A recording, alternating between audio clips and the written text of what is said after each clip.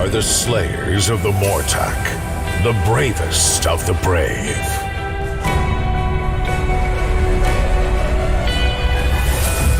The traditions of our ancestors who came here in the age before live strong within us.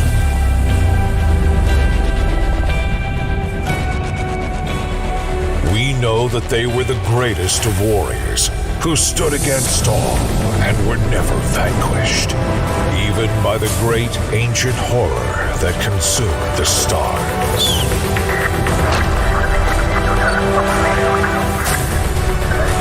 We have kept the old ways and the ancient pact to rebuild and regain the greatness of the champions of old.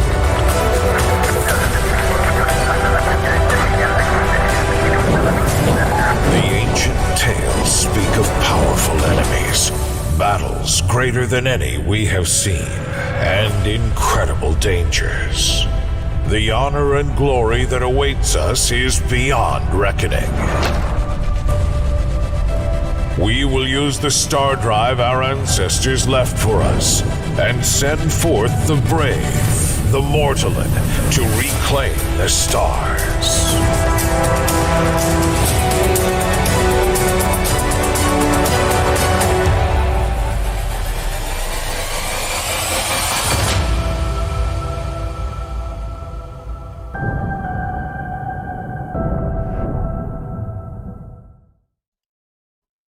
Hello, everyone. Let me get rid of that. Okay, we're here. Let me know if everything's okay. I had to kind of redo my everything. So, I'm also seeing some connection wobbles here, so hopefully everything's going to be okay. Okay, so, guess what we're doing? Yeah, a little late to the party. My inactivity, I fell off of Slitherine's radar, so I never got a key, and I had to go looking for one, so not a big deal. They provided, no worries. Okay, just check some sound levels.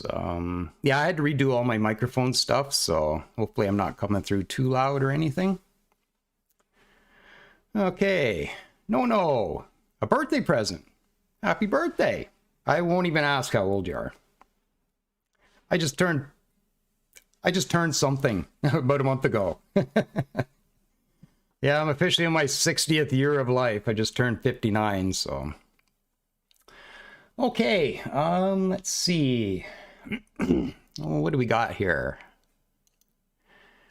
Yeah, we have 28 people. Wow. Okay. I'm just checking a couple things. Just bear with me. Been a while since I did this. I just want to make sure I'm got everything running right. There's the chat there. I might have to, oops, let's get rid of that. The chat I might have to move. I'm not sure where I'm going to put it. So let me just grab that for a sec. Yeah, I'm not exactly sure where I can put this. If that's going to make sense or get in the way. When we're in the chip design screen, all of this is going to be, yeah, there's going to be a bunch of stuff here, so I kind of want the chat out of the way. Well, we'll try it there for the moment. If it looks like it's getting in the way, we'll do something with it. Yeah, we'll try that. Yeah, I couldn't test that earlier to see where it was, so. Oh, we'll try it. Okay, the screenshot you're looking at is from a game I had going a while ago. It's an Akdari. This is my desktop, actually, so I made this my desktop. So yeah, yeah, can't wait. I have been waiting forever, and it was really fun watching everybody else play it for a couple days. Just saying. I'm sitting there going, I want to play. I want to stream. So anyways, it's a Steam key I have. It's the preview version. So it's not the beta version whatsoever. And I fired it up earlier. It looks like it's running okay. So I'm just going to get that started. All right. Just let me... A couple of things I got to do are move my microphone, so I have to look around it. So, there. Just locked a couple things in place. Okay. Oh, and it's a Mortalen start screen. This is randomly generated every time you come in, so kind of appropriate. All right. So this is version 1. This isn't a release version. I know it's 1.0.0.0, but it's not a release version whatsoever.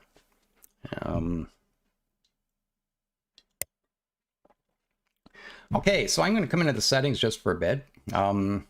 Saw a lot of comments about the UI and everything, and it is scalable. You can come in here and make it as big as you want.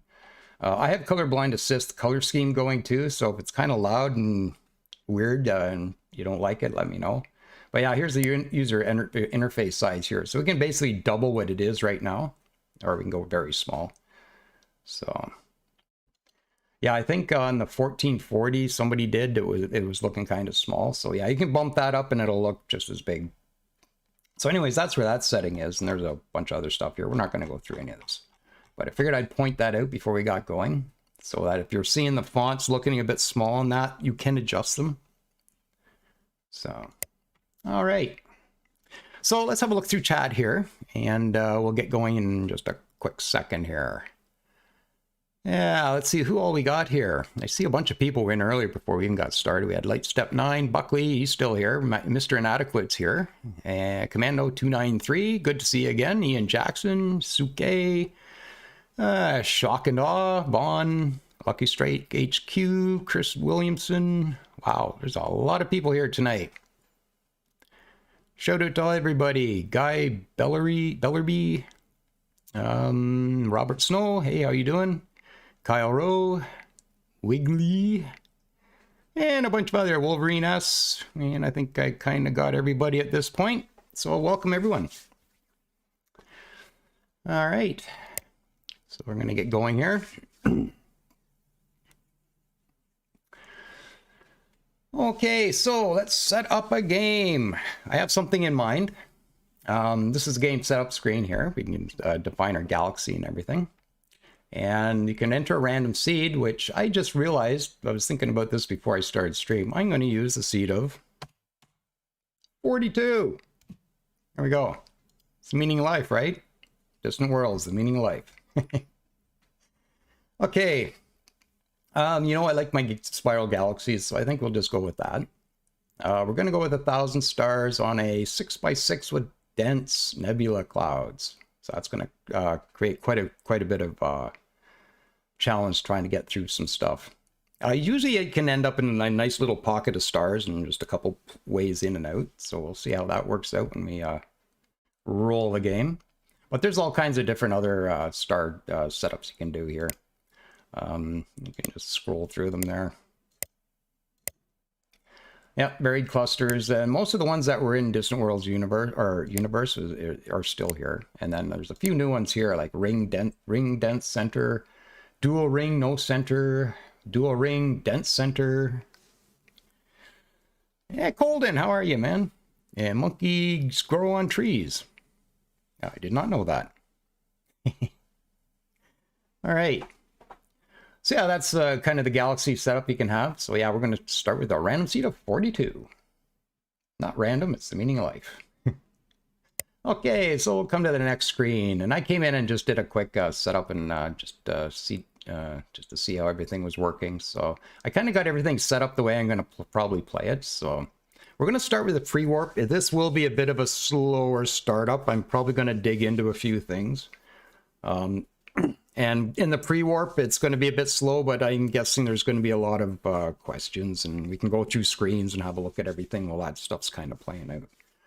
So I don't want to just really portray the sense of scale in size. There's a sense of scale in time as well, which I'm going to try to portray in this. For the beginning part anyway, So yeah, tonight might not be overly exciting overall. It depends on what happens. We might end up with some pirate problems. We're definitely going to end up with some resource issues and infrastructure problems. So that's kind of what I'm going to be playing towards. The UI is nice. There's still another polish, and keep in mind, everybody, that this is not final. Anything can change here, including any numbers you see, graphics, anything like that can change at any time. The final polish is coming for all this stuff, so, and there's going to be more optimizations and all this kind of stuff. So if you see crashes and stuff, that's kind of to be expected at this point. But yeah, it's looking really good, and it should be nice and stable and well running by the time it releases. You saw how quickly it loaded up. The autosaves, don't even notice them. They just happen in the background. Mind you, I'm on an SSD too, so it might be a little quicker for me. There might be a bit of a stutter for somebody on HDs. But yeah, it's lightning fast. For my system, I actually have a decent system here too. So final specs, I'm not sure. If you go to Steam, I think they're listed there, but that's kind of about it. Pre-warp is good. Want to see from the start? Yeah. When we were testing, I was testing later game stuff, but you kind of got to set up the game in the later game and then go in and just sort of try and figure out what's going on and then try to play. That's not really my way of playing. I like to start at the beginning and work my way to the end because I'm generally lost if I come into something halfway through. So yeah, can't wait to get my appendages on this game. Yeah, I've been playing, I think it was about a year ago, I think I got into the beta. And it's come a long way, a long way. Okay, well, let's get this screen set up and I'll look back at chat in a sec here. So we're going to start in pre-warp. We're going to be restless. I think that's kind of the default setting right now. And we're going to go to extreme. I always have to go to extremes. Don't know whether I'm going to get past mid-game. I'll probably get my butt kicked at some point, but we'll give it a shot anyway. Research speed, I'm going to leave normal. It's going to be slow enough because of our financial situation, which we're going to be up against. So, yeah, I think just leave it normal. I do like a slower tech tree, but trust me, our situation is going to keep this slow enough. And we're going to keep only the projects visible. And we're going to randomize the tree. It's not a hard randomize. It's just kind of a light randomize, but some things you have to go different routes to get to. So it's kind of interesting. I'm going to leave tech trading on. I haven't really seen a side of that yet that tells me it's overly gamey. So that's the reason we were turning it off in Distant Worlds Universe. It felt like an exploit, but it doesn't really feel like that in this. So I'm going to leave it on. And empires do trade amongst themselves with that on too. So, Bond says, smash that like button. Yeah, Colton said, I'm only hearing good stuff and I'm getting excited. Yeah, the response has been really good to these reveals for sure. The biggest problem everybody seems to be having, and nothing's changed, is the font. People are harshing on the font again, so. But I think it was, and it also depends on what you're watching it on too. I think one guy mentioned he was on a phone and he couldn't make out the font. I mean, he's on one of these, just trying to watch this game, right? So I can see that being a problem if you blow it out or whatever. But and before we get going, I'm probably, as far as tonight goes, I'm going to be going longer than 2 hours. So I'm going to set a timer for 45 minutes. And 45 minutes, we're going to get up, take a break. I'll walk around for 5 minutes. You guys can take a bathroom break or whatever. I'm thinking I might go to like 10 o'clock, something like that, 4 hours. We'll give that a try tonight. If I start getting tired at 9, I might cut it off at that point, but we'll see how we make out. Okay, and then when we take a break, everybody gets up and walks around because, man, I've been sitting here all afternoon, so I really need to do that. I had a lot of stuff to do to get ready for tonight. Okay, game's got to be pretty good if only complainers about the bloody font. Yeah. Yep. Okay. Anyways, pirates, I'm going to leave it normal. They're going to be tough enough, and I've got enough to deal with anyways, so not an extreme level. So I'm just going to leave them at normal. They'll be enough. That's good enough. I'm going to leave them average. I'm going to have them respawn, though, rather than stay dead. So there's always going to be pirates around. And then space creatures, I'm going to go very many. That's fun. Deadly, but fun. 4 hours for brute punishment. Yeah, I don't know whether I'm going to do that every night. I'm thinking I might stream every night for the duration of this preview, but I don't know whether I'll go to 10 o'clock every night. I'll just go till I don't feel like going anymore, I guess. call it at 10, and then if I leave earlier, oh well. Well, maybe work it that way. Font looks fine to me. Yeah, me too. I don't have a problem with the font. I actually like the font, and it's not a public font. I was trying to find it to do my thumbnail and everything. I couldn't find it. But anyways, colony prevalence. This is how many habitable planets are around us. I'm just going to leave it normal. Independent colonies, I'm cranking back 1 notch to rare. Keep the number of them down a bit. They are useful in the game, but this is going to add to the difficulty a bit more.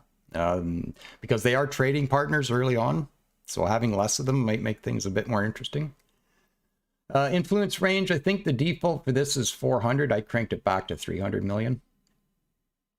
That's kind of the range. There's no sectors in this game, so it's all by million kilometers. I'm assuming that's what the M stands for. Maybe I'm misinformed there. Maybe it stands for something else, but I'm assuming million kilometers. So yeah, that's what we're going to do there. Next screen up is our race screen. And this preview build, sure you've all heard this, you can only play the Darians or the Mortalens. So we're doing the Mortalens, as you can probably tell by our thumbnail. And Guy Billard, says, real hardcore. Nah. I don't know whether I'm brave or stupid. I haven't figured that out yet. So yeah, anyways, we are going to be the Mortalens, and the Mortalens are fierce half-mammal, half-reptile race. They have extremely fast reflexes and ability that can surprise the most unfamiliar with them. I don't know whether I'm going to read all this. I guess I probably should. Mortalens are excellent warriors, a pursuit they spend much time perfecting. Their warrior code is highly developed. Mortalens consider defeating an enemy in battle as the highest possible achievement. They are widely recognized as almost certainly the best fighters in the galaxy. And we can tell by that by the troop strength at the bottom here. Best troops in the game, I think. Oop. Stop doing that. They have developed powerful vectoring engines, a swift vector. The advanced engine component gives Mortalan starships unrivaled agility and maneuvering. Mortalens enjoy a fairly simple life, following many ancient traditions. Those traditions mainly focus on honor and risk-taking. I think I'm in my realm here. One particular tradition requires any male-seeking tribal leadership to hunt and kill one of the fearsome Mortak. The Mortak are terrifying large monsters that inhabit the vast sandy desert wastelands of the Mortalan homeworlds. The name Mortalen means Slayer of the Mortak. Mortalens are normally found living in simple block dwellings in the scrub-covered canyons floors of rocky desert planets. They can also be found on sandy desert or desert savanna planets. So yeah, here's our plant prevalences here: sandy desert, rocky desert, and savanna, desert savanna. So there's a few things here. We're very aggressive, and we're neutral, very dependable, moderate, neutral. And yeah, assimilation -50, we don't like anybody. Yeah, we don't even like ourselves. We come down here, we'll see that Mortalen -10. We tolerate ourselves, but we really don't like us. Colonization modifiers, there's a few things here. There's a bunch of bonuses. We'll look at those when we get in the game, because there's other things like leader traits that affect all this. So we can go in and look at our overall bonuses once everything's accumulated to a total. Then we can see how that's going to affect our empire. And yeah, we basically don't like anybody. Kind of like the boss guards. They don't like anybody either. Okay, we have preferred governments, military dictatorship or feudalism. And our troops, here's our troop stats here, 5,000 size, 200 to maintenance to maintain them. So pretty expensive to keep troops, as it was in Distant Worlds universe as well. And some invasion stats here. So, you know, I'll go to the next screen and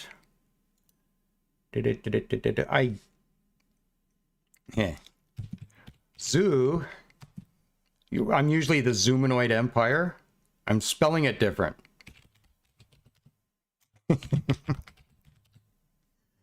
The Zoomanoid Empire.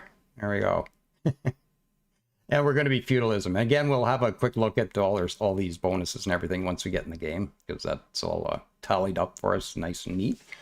So I'll check that out.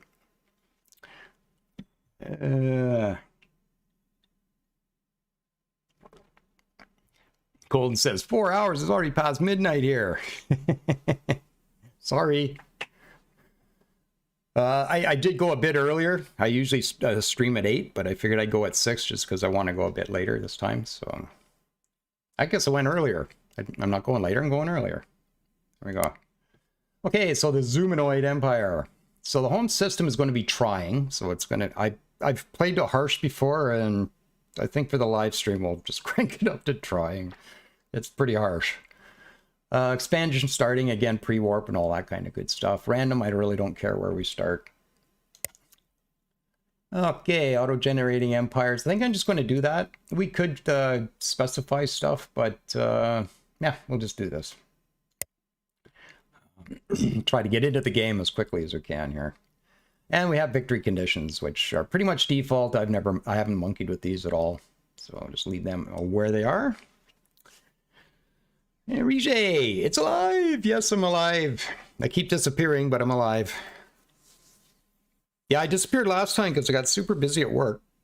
I was doing a lot of computer work, so by the time I got home, I didn't feel like gaming, let alone streaming, so that's kind of why that fell off. And we're just about to fire up a new series anyways, so I went, yeah, just let it slide for a couple of weeks, I said. And then here we are next year. Yeah. Okay, so anyways, I guess we can get going. Start the game.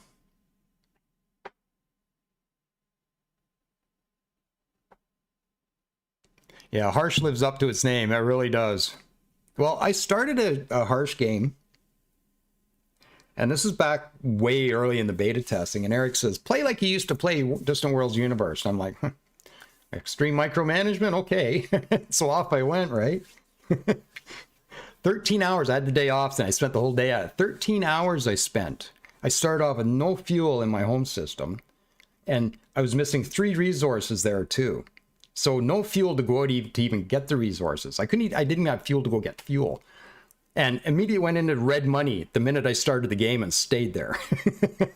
I managed to get by with some repaired ships, and I almost saw myself get out of the red. Just about, and it was just after 13 hours, I just went, okay, I just about did it, I'm happy. And I closed the game down, but wow, that was brutal. So anyways, our faction is known as the Zoomanoid Empire. Our government is feudalism. We are the Mortalen, who are typically very aggressive, very dependable. Mortalen have natural skills in war wariness reduction, construction research, weapons research, armor research, mining rate, ship maneuvering, ground attack strength, troop recovery rate, damage control, and ship maintenance savings. That's a mouthful. Our leader is going to be renamed. Skilled in troop research, sensor research, colony corruption reduction, trade income, and tourist income. Really? Those are 2 areas that we're actually lacking in as far as the stats go when we're coming in. Cool. And our home colony is going to be renamed. A rocky desert in the Rudis Prime system. So let's get started. Ooh, dead center. That's cool. Whee! And pause. That hasn't changed. First thing we do in the game, we pause. Same as Universe. No different. All right. So, welcome to Distant Worlds 2. We'll just quickly look at my automation settings for a minute. Now, the title said mostly manual. I'll show you what I'm doing here. Everything's on suggest. Basically, if it's on, it's either manual or suggest is the way I have everything set up, except for a couple things. Population policy, early game, I'm just going to let the AI do it. I'm not going to worry about it.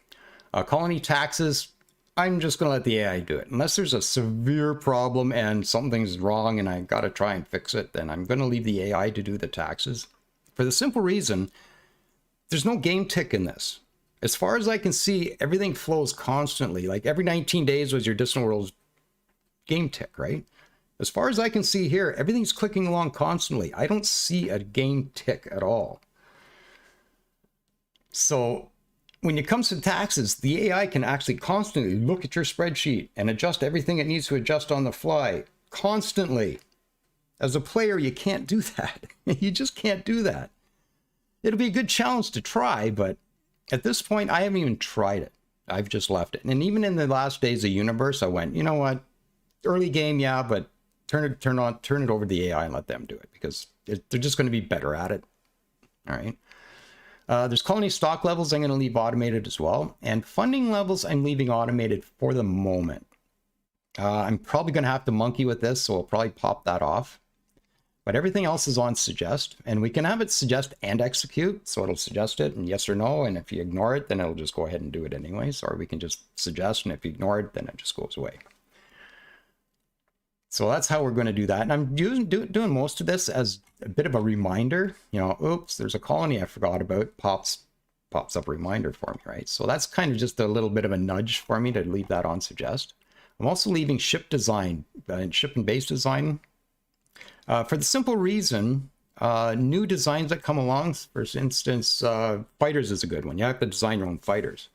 So I had bases everywhere with fighter bays on it and no fighters, and I'm scratching my head wondering where the fighters are, and I didn't design them. So just for that case, I'm just going to leave it on, just so if I miss something, it gets done. So that way I'm not lacking in any of that stuff. But I'm going to try and do a lot of it. We will be designing on most of our own ships, and that I might leave the private sector to do its own thing. We'll see what the timing is like. It's just more time to do kind of the same thing you're doing to the other ships, so I figure we'll just let the AI do that. Okay, so there's our homeworld there, but let's have a quick look around here. So I'm going to go top-down view. So you can play this just like Distant Worlds 1, just top-down. There it is. All right. And I'm noticing right away we have an unknown ship in this asteroid.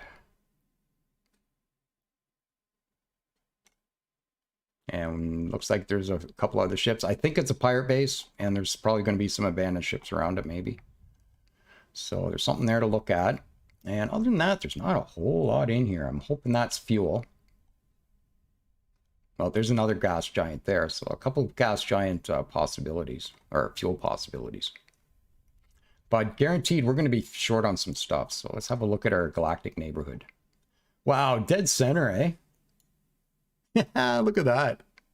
I couldn't have picked that spot better if I tried. I think, oh, I didn't put it on spiral. I left it on whatever I was looking at last. Oh, that's fine. That's kind of interesting. Yeah, this is one of the star center ones. I forget which one it was that we were looking at. But yeah, I meant to go spiral arm, but this is fine. I'm happy with that. Yeah, dead center. We're going to see some action. There's probably going to be a few other empires in here. Okay, this could be interesting in a hurry. Cool. Okay, so we're going to come back down to this level. Yeah, so anyways, let's have a look around at the interface a bit. Everything you can do in the game can be done from right over here. Like everything. Where's my explorers? Oh, right there. Where's my construction ships? Oh, there's one right there, pinging away, right? So you can find stuff through there very easily. All your information's in here, all your stuff, everything. All your expenses, government stuff. And down here, this is super handy, this. I'm not sure what it's actually officially called. I just call it the ribbon. I don't know. Probably a name for it, but I just call it the ribbon. I think it's actually in the tour what it's called. I disabled the tours. If you want to take the tour, I just come in here. Tours. Okay, so yeah, so anyways, this zoom works pretty cool. So if we're, say, down at our homeworld system, so this is our homeworld in the orbit. This just basically shows what's in your orbit. That's all, everything that's here. So everything here is in your orbit. You zoom out a bit, it changes a bit. So this shows your entire system. You can find everything in there, including all these little ships we were just looking at. So they're all in there. There's a construction ship. There's a mining ship. There's our explorer that I was looking at earlier, still under construction. You can find everything from here. Then when you zoom back out a bit more, you get your colonies and your fleets out here and your spaceports in the ribbon. So you can find all your stuff out here. You can actually play this game from the top level. You can play the whole thing from out here if you want. You don't even have to go into the systems if you don't want to. But Who wants to play like that? But and also when you're out here, do I have badges on? I do. Where are the badges? Oh, I got this open. Hang on. There we go. So right now we just get our homeworld summary and a few things, but if you want to see everything in there, you just click on the badge and it opens that right up. And you can do that to any one of these. I can, guess we don't have them yet. Yeah, I haven't explored them yet, but yeah, you can open up any one of these. So you can sit out here clicking on stars and look at what's in them right from down here. Very handy. But anyways, we'll talk a bit more about stuff as we go. I think we'll get going. Like I said, the pre-warp's going to be a bit, because I want to give you a sense of scale of time as well. So we're going to get things rolling here, I think. I'm just going to grab a drink. I have missed a whack of chat. Hope nobody's saying anything nasty. Vicious202 stopping by to say hi. I have to go to work. Oh, well, thanks for stopping by, man. Good to see you. Might get you in the game if I probably won't have a whole lot of characters for tonight. So, and Lucky Strike playing DW2. I've been looking forward to this. Yep. Next Fazira. Okay, well, I won't spend too much time looking at this because we do have a slow pre-warp to get going on. So, Curry Muncher, how are you doing, man?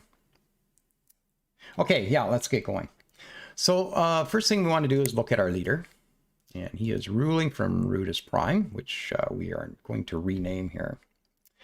So anyways, oh, tell you what, since I was just talking to Curry Muncher is our new leader. And the way I pick... spelling that right? No. The way I pick names is I just look at chat. Whoever said the last thing, I grab the name. So if you want to name it in the game, say something. If you don't, keep quiet, I guess. Okay, Curry Muncher. And what should we name our homeworld? See if we can find a name that's there we go. Homeworld of Rije Prime. How's that? There we go, Rije Prime. And we have Curry Muncher as our leader. And he comes with some skills here. That's something I want to actually do before we get going too. Let's come back over here. This screen here, the government screen. So I was telling you about how everything is accumulated for you, and we look at all the bonuses at once. So this is a government screen here, and this is all the bonuses we get through our government. And you can see there's various things here: war awareness reduction, population growth, diplomacy, blah blah blah, all kinds of stuff there. But we're not going to really look at that too hard. I'm going to scroll down a bit farther. Here's a complete total of all bonuses from all sources. Absolutely everything is here. So everything from leaders, scientists, everything that influences these bonuses is listed here and is accumulated. So if you have like 3 things giving you armor research, it'll actually list them here. 1, 2, 3. This is all the things that are doing that. So as you can see, we got a bunch of research bonuses. Wow. That's pretty good. Now, all research has a -5. So what that's going to do, that's going to affect, as you would imagine, all research. So we have, let's see what we got here. Weapons research, we have 36% on weapons research. That's pretty good, isn't it? We also have a -5 on all research, so that affects this. So if we come into the research tree and look at a weapon, -31% research speed for this project, right underneath the title there. Yeah. So it deducts that 5% from all these. So that is research wide. Everything gets that hit. There's a couple other researches that don't really pertain to areas, but are kind of clustered. One is high tech, and one is industrial. Industrial is stuff like mining and that sort of thing. It's all clumped together. There's a bonus group for that, and there's a bonus group for high tech as well. And that's stuff like not sensors. I'm drawing a blank on what that entails. Anyways, you get the idea. Mining rate, we draw a blank on the mining rate. +10, -10, or 0. Diplomacy, we are not going to be popular. Population growth, we're going to be a bit slower. Happiness, we're going to be a bit unhappier, I guess. Colony corruption reduction, -5. That's not actually too bad. We usually start at -15, but our leader has +10. That's actually really helpful. Tourist income, -15. We don't like tourists. No, go home. And trade income. So actually got a trade bonus, which is good because I think there's a trade hit somewhere here, isn't there? I might be thinking of somebody else. Yeah, so anyways, that's all the bonuses throughout our empire. Troop recovery rate. Ship maintenance savings. Look at this. 50%. Half price. Wow. I don't know whether I've seen that before. That's awesome. 50% is amazing. Anyways, okay, let's get going. There's just so much to get into. You can see how I can absolutely see Daz, the way he just gets diving into stuff, and you just don't come out for error. By the way, I have the colorblind assist color scheme going on, so hopefully it's not too awful.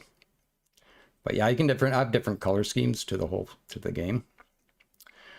So we talked about this a bit. That's okay, and there's a history of events that happened to him here, so you can scroll through those. So if something happens in your empire and you're not sure what happened, you can come and check all your leaders, and oh, that's what happened, right? Sort of thing. Okay. So here's homeworld here. Let's come into the colony screen for a minute. There we go. So here's a colony screen, a bunch of stats and everything, how our population is doing, how happy they are, blah, blah, blah. And some stats up here too. Max population, 4.3 billion. That's actually pretty low. Quality is only 36. Okay, we can get technology to actually increase that, which will help our population. We can increase that population level. But yeah, that's... sometimes you get rolled like a 10 billion planet, and others you get this, right? It depends on the type of planet too. Okay, so anyways, that's we can build stuff in here, like we can build a troop. Garrison that. So that's ready to go. We can build ships in here as well. I'm not going to, I'm going to show you how to do it here. There's a few different ways to build ships. You can actually do it here. You can come into the build screen here. You can order everything up here. Or you can come down to this button here, and there's everything there. Pretty sweet. So I'm going to add a few things here. First of all, let's have a look at our resources. That doesn't look too bad. Don't worry about these numbers. We haven't actually started the game yet. That's why they look a little funky. As soon as we start up, those will even out and look more normal. Yeah, so steel is the one I'm looking at here. 8,500. That's actually not a bad start. I'm actually pretty happy with that. So we got some steel in supply anyway. We don't have any on our homeworld. We do have Osalia, we do have Necrostone, and we do have Natarn incense. So there's a rocky metallic moon. I'm hoping that'll be steel and stuff. Steel, Mebnar, a bunch of other stuff that we need. Kuprika. I'm hoping there's a bunch of it there. Ooh, there's a location bonus too. That could be a research bonus. Now we got 2 bonuses at this location. Development and happiness. Okay, so let's see. Let's build some ships. So looking at this, we have some asteroids around that all have to be explored or surveyed, I guess. They have to be all surveyed. So we're going to want at least 2 explorers initially, I'm thinking. So I'm going to build one more, and he just popped into the queue here. There's a freighter here, and this is an option that you can set, whether the freighters or whether your private sector goes in front of all the or if the public sector, state sector goes in front of all the private sector. It's in the policies here, I think. Construction, I think. Yeah, prioritize state ships in construction queues. So it's prioritized now, so all the state ships will go in front of the private sector. You can turn that off. And everything will just end up going at the end. Okay, so there's a troop. We got a ship, so we can click on the ship and then we can use these arrows to move it around in the queue. We can move it back or we can move it up. So we get the two exploration ships building, then we have a construction ship. And then after that, we would like one spaceport.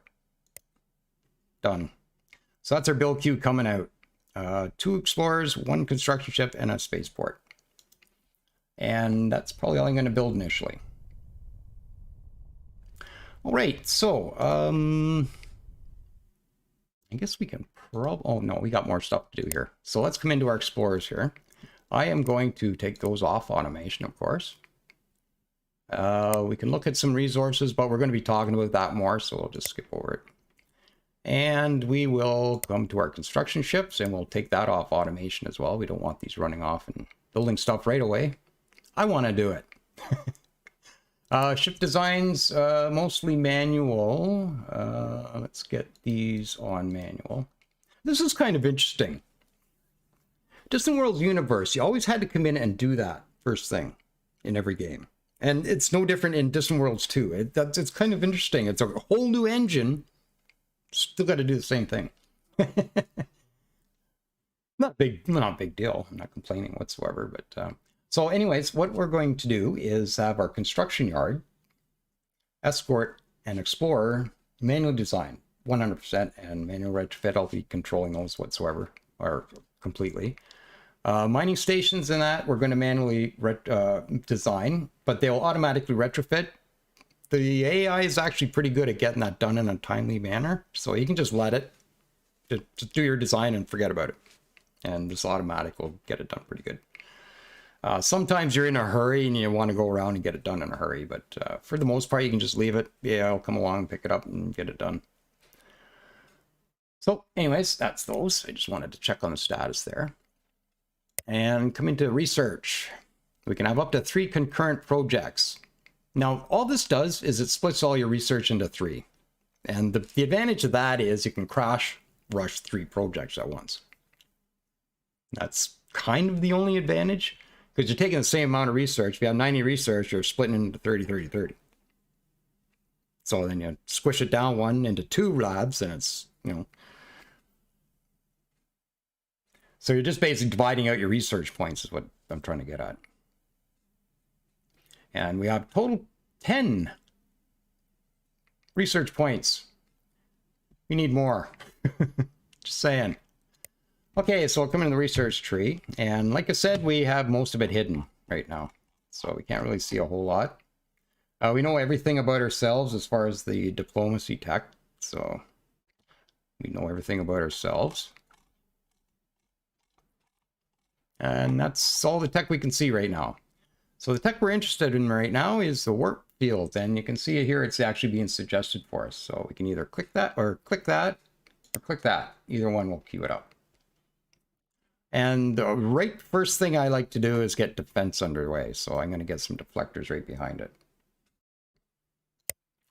Okay, and I kind of think that's sort of my opening move for the moment. I think that's gets us to an unpaused situation. Have a quick look at chat before we do that, though. Curry Muncher says he's doing well. Yes, I'm doing well, too. I'm unemployed now, so I'm not disappointed with that. Daz takes long to cover anything. Yeah, Daz does deep dive for sure. It's easy to do in this game. It really is.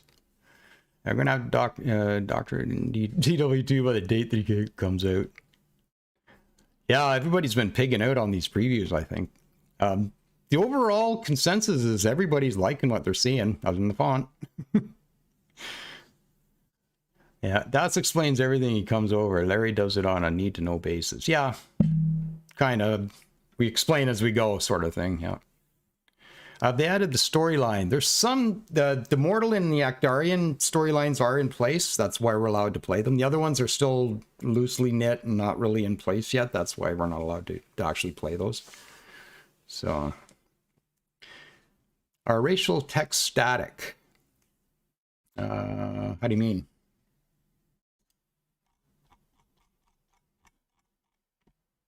Oh, I see. Race. Okay, I see. I see what you're getting at.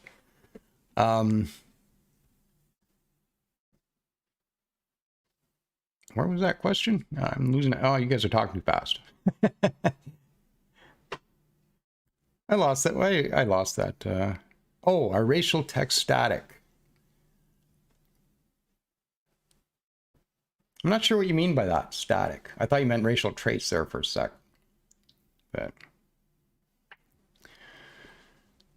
Patrick DeRuder, you don't feel like it's dumbed down?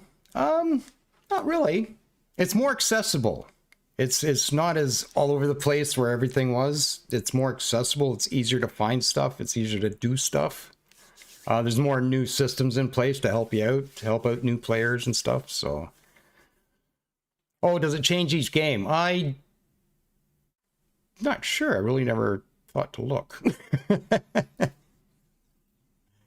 Racial texts. Oh, I see what you're getting at. The ones that are specifically for races. Right. Like, do we have, yeah, this one here. Okay. That I'm not sure of.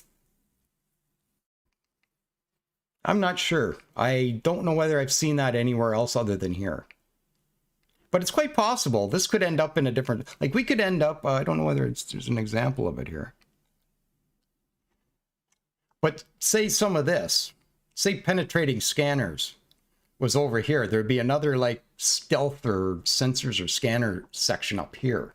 And you would see something out here.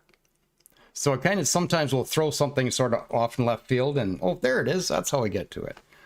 But the racial text, I'm not sure if those are randomized or not. I can't answer that one.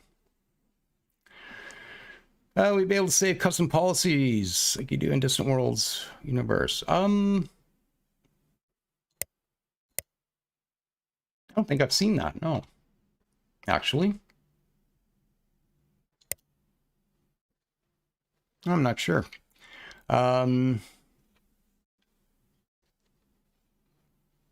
Ian Jackson says the race tags don't change between games. No. Okay. All right. Okay, anyways, maybe we'll get this thing started, and that's our new leader, which has been renamed at this point. And hit the old space bar. Actually, the microphone's on the desk here. I shouldn't be hitting anything too hard, or you guys are going to hear it.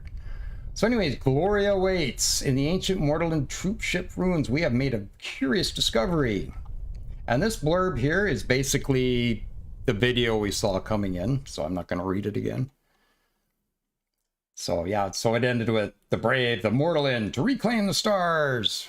So that's kind of where that video ends off. We found technology that has advanced our understanding of early work field experiments and research labs. We also have 8% culling development, 6% weapons research, and scenery. More weapons research. Oh my god.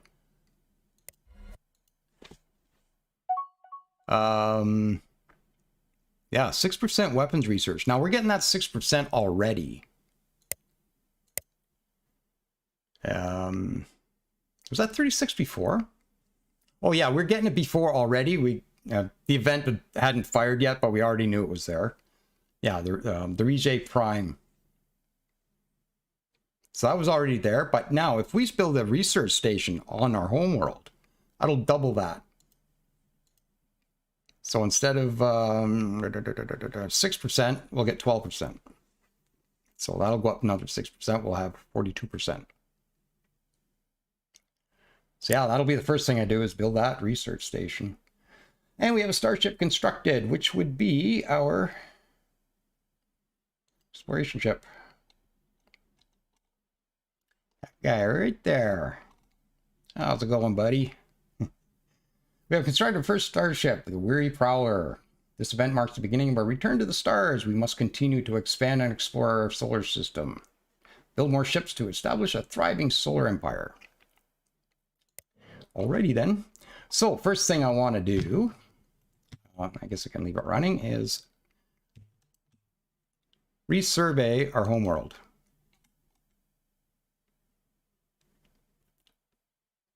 We don't have to do this. I figure I had a bit of time, but that'll take us from an exploration level of 4. The population will actually do it over time, but this is just a quick way to get it done. And if there's anything else here, we'll find it. I doubt there will be. Once in a while, I've found a couple things, so it's worth doing this. But I think at those points there was an indication that there was something here, an unknown item. So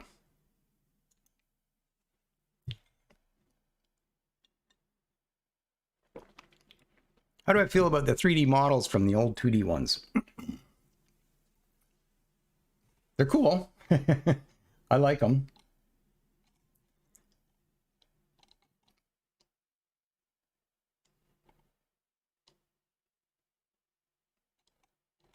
I like them. I like the fact you can just zoom right in on them. Yeah.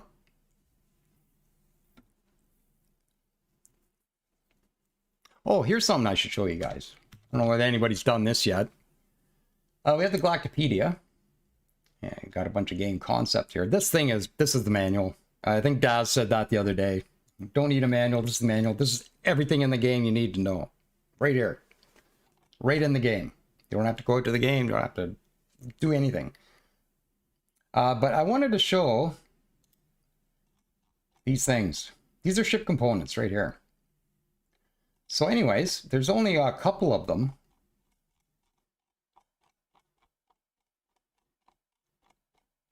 One or two. Just a couple. Still scrolling. Still going. Oh, there it is. There's the bottom. Yeah, we can put all that stuff on our ships. All of it. Look at it. Just a little bit of flexibility for you. Will we show the ship design screen? Very soon, yes. As far as initial ship designs for the game, just go with what the game deals you. Don't bother adjusting anything. It's not worth it at this point in the game. Just take it, use it. I tried to make things more efficient than that. You just end up with the same ship the AI would have built, so just go with it. There's not much variety at the beginning, so just take them. We'll start upgrading them and building out new ones. All right, so I'll carry on. So we're going to get him to scan homeworld. I should have let him do that while I was yapping. All right, so over here is our construction ship. That will be built next. We're actually building another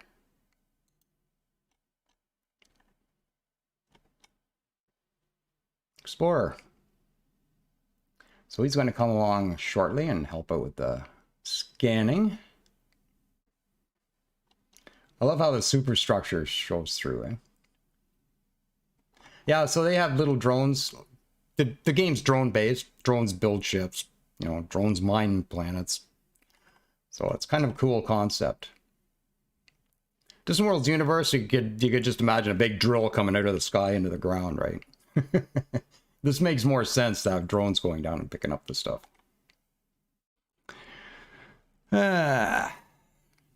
Wow, this chat's just flying by. I've missed so much. I'm sorry. PC Dragon, how are you? Is this almost out? Yes, March 10th.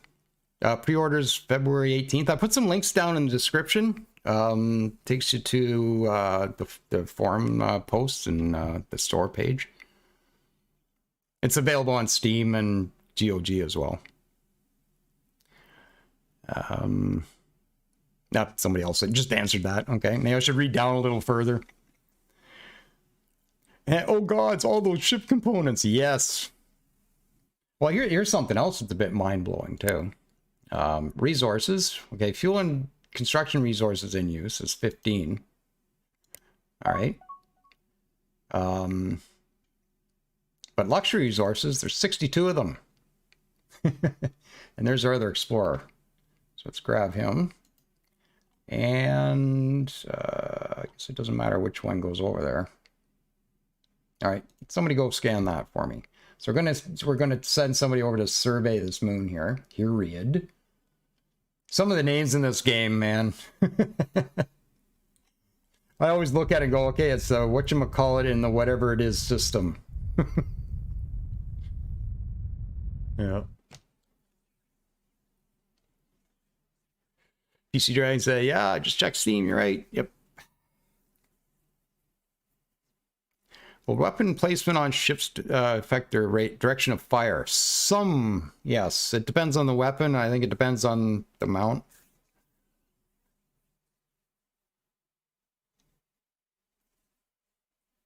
Cream Muncher says, oh, I got so much to learn now. Yeah. So anyways, we've been running the game for a few minutes, and as you can see, like I said, I want to give you, first of all, the sense of scale. So you can just imagine this little ship flying along, coming around, heading to the moon, skipping across the atmosphere.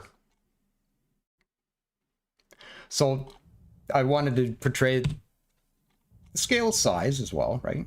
But also the scale of time. Because you can just imagine how long this stuff would take in real life to do. And this kind of represents it pretty not bad. So he's heading on over there now. Yeah, it took him a few minutes to actually get around this planet. So that's the scale of time that I'm talking about. Colton says 51 B. Are you kidding me? You're wrong. It's 52. Welcome, everybody. Wow. I have that window partially hidden, so I don't really see that number, and I sometimes don't really want to. I do have some anxiety issues, so I think it's better off I don't look at that number, maybe.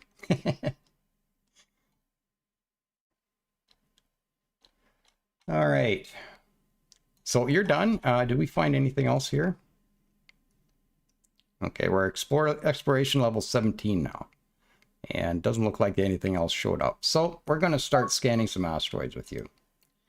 So we'll just right click. I'm just right clicking to move them over to do that. It's just an automatic order just to go do it. Okay.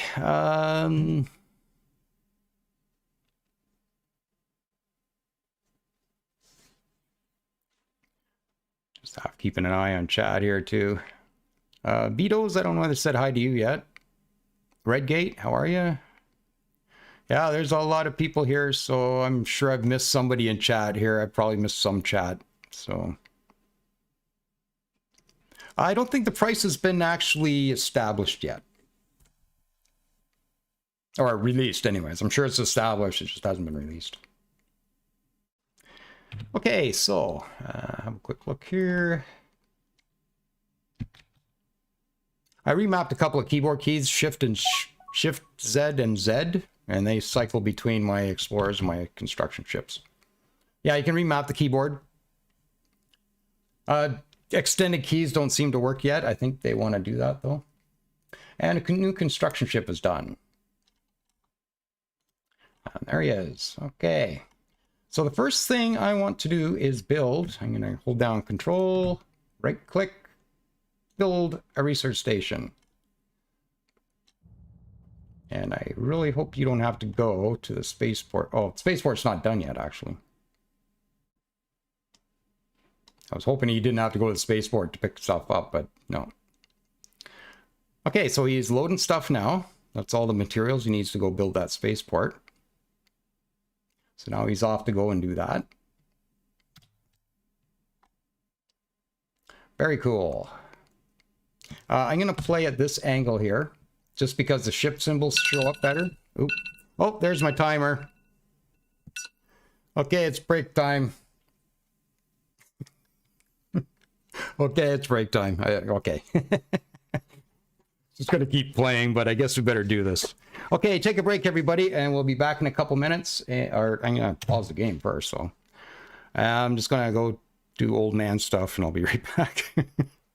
Don't read too much into that statement. Oop. Let me get out of here. How do I get out of this without... Oh, there we go.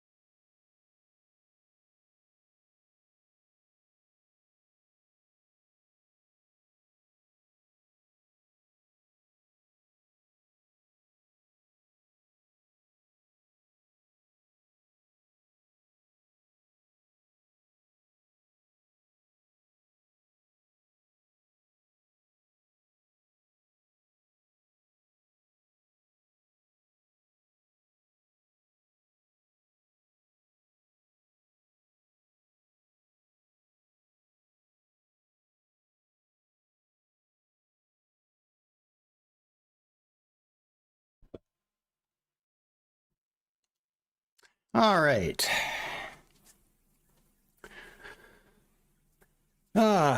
Now I saw a comment. Where is it? Buckley, is Larry knocking the mic or is my headphones dying?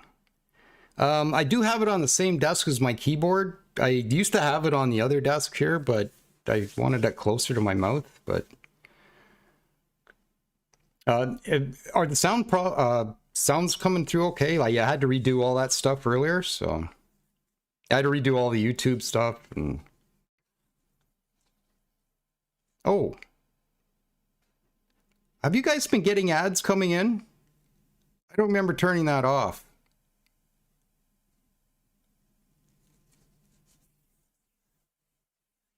I usually don't like to have those on my live streams. I might have left those on. Did you guys get ads coming in? Anyways, get things going again. Okay, what were we doing? Right, explorers are just about done. So the explorer I'm interested in is this one here. It's got 9 seconds left to get this moon finished, and I'm really interested to see what's on it.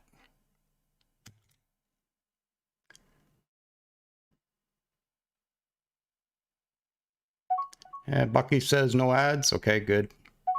I didn't turn it off. I don't think I did, so...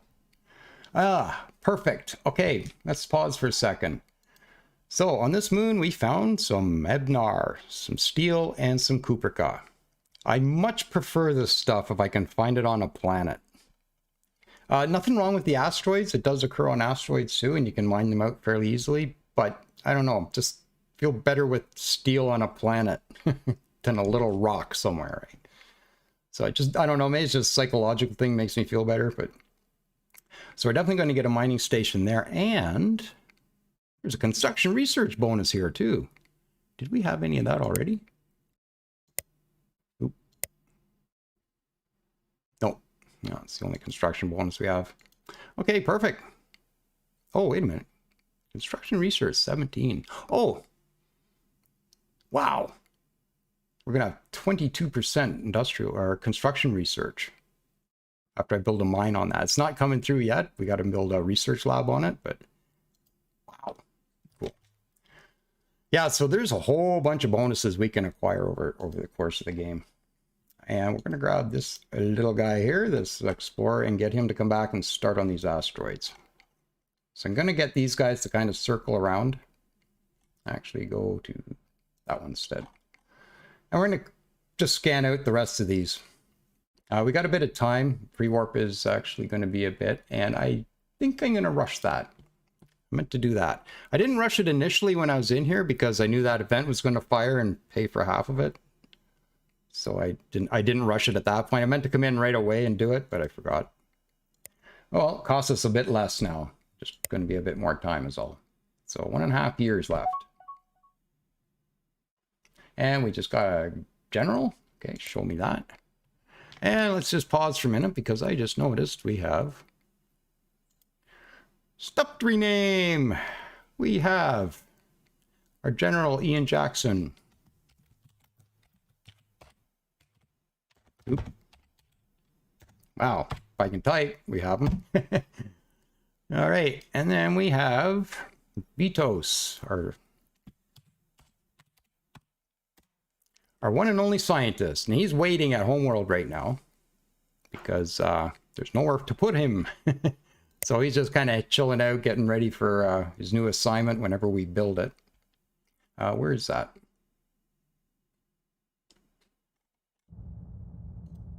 Okay, where are you going? Oh, they just pick a random spot to build it, and it's usually at a very inconvenient spot. He'll probably build it here. Doesn't matter where he builds it. He could have built it over where he picked the stuff up, but that might get worked out yet. I think that's actually on a list of things to do, maybe. All right, so asteroids can actually be far more efficient for mining if you get a few of them and group together. Yeah, you get a nice cluster, you're pretty good. We might be able to, you know, once we clear it out, we might be able to get some miners in here. But yeah, if you put a mine on that and you got a big enough catchment, we can actually mine this entire patch with one station. It works out, like, you add all the percentages together and it works out to like 200% or something. So those are very rich once you get them going. You just can't, around the planets, you can't really get a whole lot of them together. Enough of them together to make it a really big number.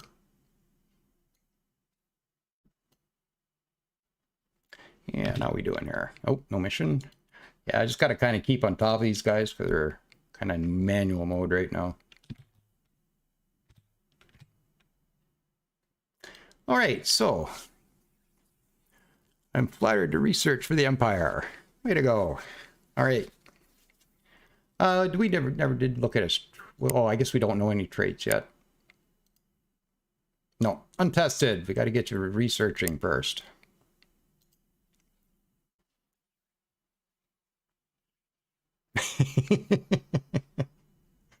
Okay, everybody's bringing up my past. Yeah, I do nothing but get my viewers killed. I get it. I get it. Meant to restart my timer here. All right, under 45 minutes, and we'll take another break. Yeah, I kind of got to do this tonight because I sat here all day trying to get this ready to go for tonight, so I haven't been moving a whole lot. It's like minus 30 outside right now where I am, so I'm not too interested in moving a whole lot anyway. Okay. And I don't worry about being too overly efficient and doing this kind of thing. But you know, if they sit idle for a few minutes, I'm not, you know, worried about it too much. Can't really go and do anything else. All right, so we're building a spaceport now. There it is, under construction. Okay. That should be a scenery bonus. Come check out our big rock.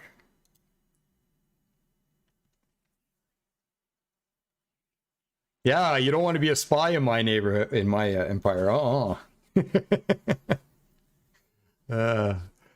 there super rare resources that are only available on a single planet? There's super luxuries. I don't know whether it's a single planet. Maybe. They are super rare, so it's possible. Yeah, if we come into luxuries, and let's just sort by name. There is the usual suspects of, you'll recognize these. Loris fruit. Adds 26% colony development. This stuff is amazing. 4% colony growth, 15% plague curing. Yeah, you can get plagues in this game too. Where's the, what's the other one? Crabbing spice, where's that? This one here. 22% colony development, 15% colony happiness, 5% to all research. That would kill it. That would cure our minus 5% all research problem. Worth 90 credits apiece. And then at the bottom we have Xantabia fluid. 24% colony development, 10% colony happiness, 50% troop recovery rate, and 3% plague curing. So they all these things do different things, and they're worth different amounts. Some are more rare than others, but there's 62 of them. But yeah, it's quite possible that Loris fruit, Xantabia fluid, and the other one is just in one planet. I think that's kind of the way it was in universe until you got to the super big galaxies, and I think it spawned a couple. I'm not sure, to be honest. Spaceport construct. I forgot this is paused. We've constructed a spaceport. This large orbital base serves as a shipyard, allowing us to build many different types of starships. Our new our spaceport also provides a hub for trade and commerce. Freighters will deliver cargo here, and ships can refuel here. As our technology progresses, we should upgrade our spaceport with other capabilities, shields, and weapons for defense, research labs, sensors, and more. All right. Okay, so let's talk about research funding just for a minute, because I know it's kind of sucking here. First of all, we are in the red. Typical for an extreme game. Can't get away from that. Let's come in here. So basically here, this funding screen, this is where we fund our research. So basically right now, we're going to get 10 from our colony population and then 17 from research stations, which I believe... Oh, it's almost done. Okay, that's why. Wasn't sure it even got started yet. Oh, there it is there. Okay, so the research station is done. So the only thing is we're not up to potential. And why is that? Because our funding level is 0.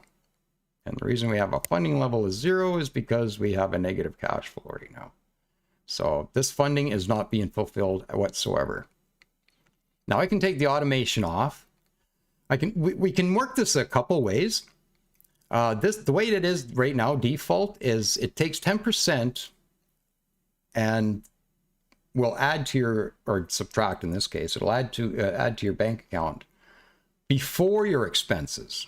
Okay, so you're reserving that before your expenses. Then you're taking your expenses off. Okay. If we put this to 0, then your expenses come off first, and then your reserves will be whatever you have left over. There won't be any reserves, right? We'll probably get into doing that in a bit. Probably a little early on explaining that, maybe. Research station constructed. Okay, there it is. So we need to throw a scientist on it.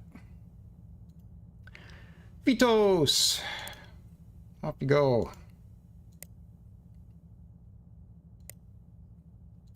And maybe just because it's early game, let's do this. Oop. And I can't really select on that. So just backspace. And this is the Chris Moore Research Center. There we go.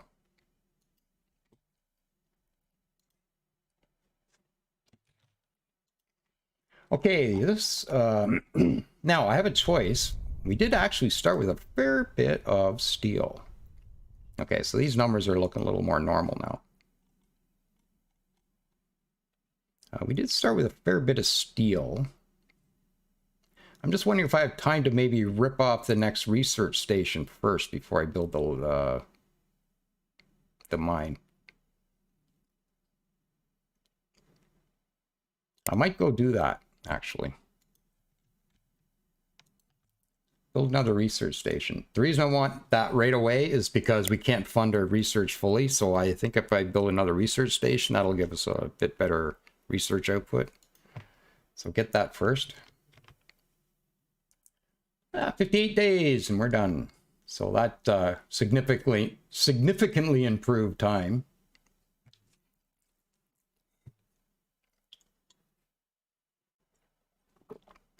Hope that station has defense batteries. Right now, most of them do. They come out of the gate with the game. They're pretty well armed. Well, as well armed as we can be at this point. It's got long range cannons, which are railguns, and plasma torpedoes.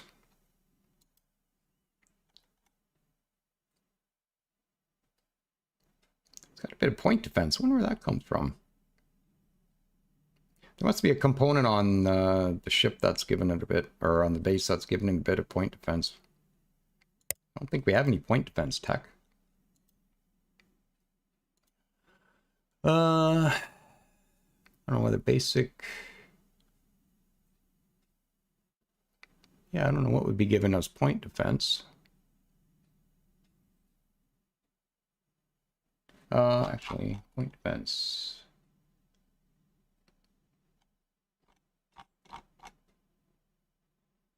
Yeah, I'm not sure what's giving us that. It could be the hull. The hull gives you some stuff, which we'll look at. I'll probably build a ship from scratch. We'll look at that in a bit. Okay, there goes our construction ship. He's going in to pick up some materials. Out he comes, all loaded up. Oh, that's not him. That's a freighter.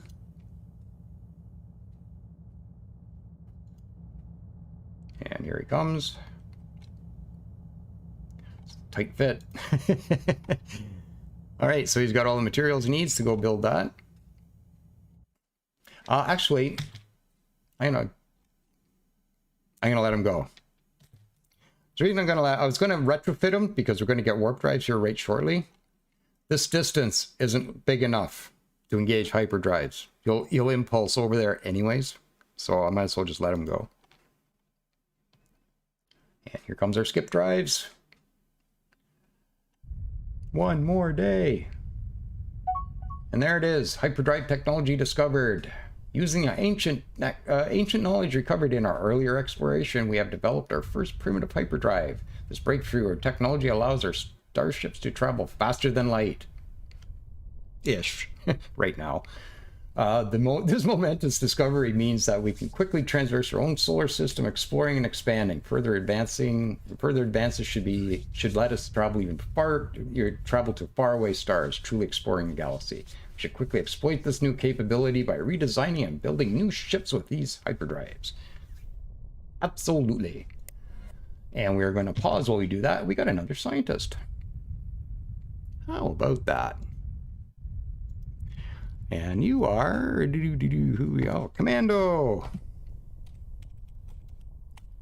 Was it 293? Guys in your numbers.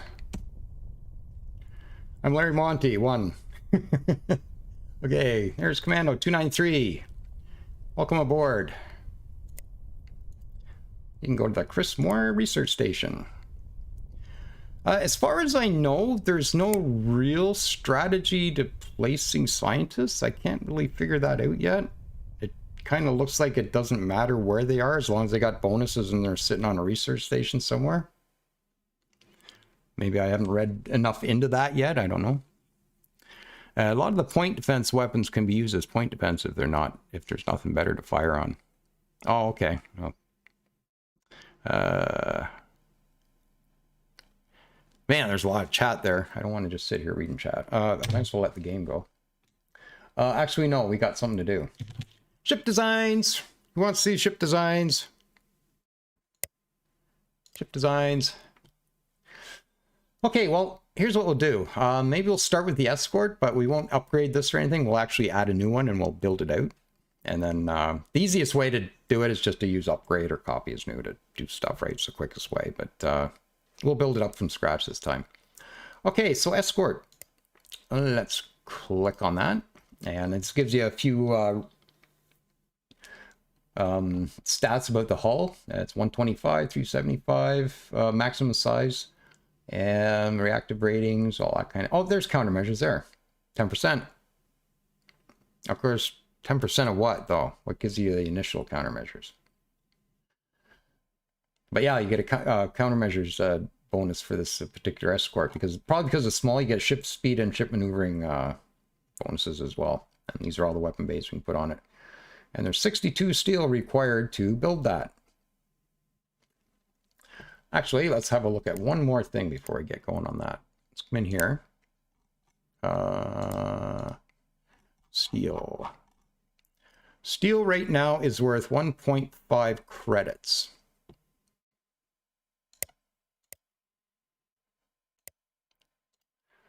So with that in mind, you can take your 62 and what's that? So 93. It will cost you 93 credits to build this hull. So you can actually translate the resource into money amount and figured it out. And I think maintenance is 10% of whatever the manufacturing cost is. Just keep chatting, Mr.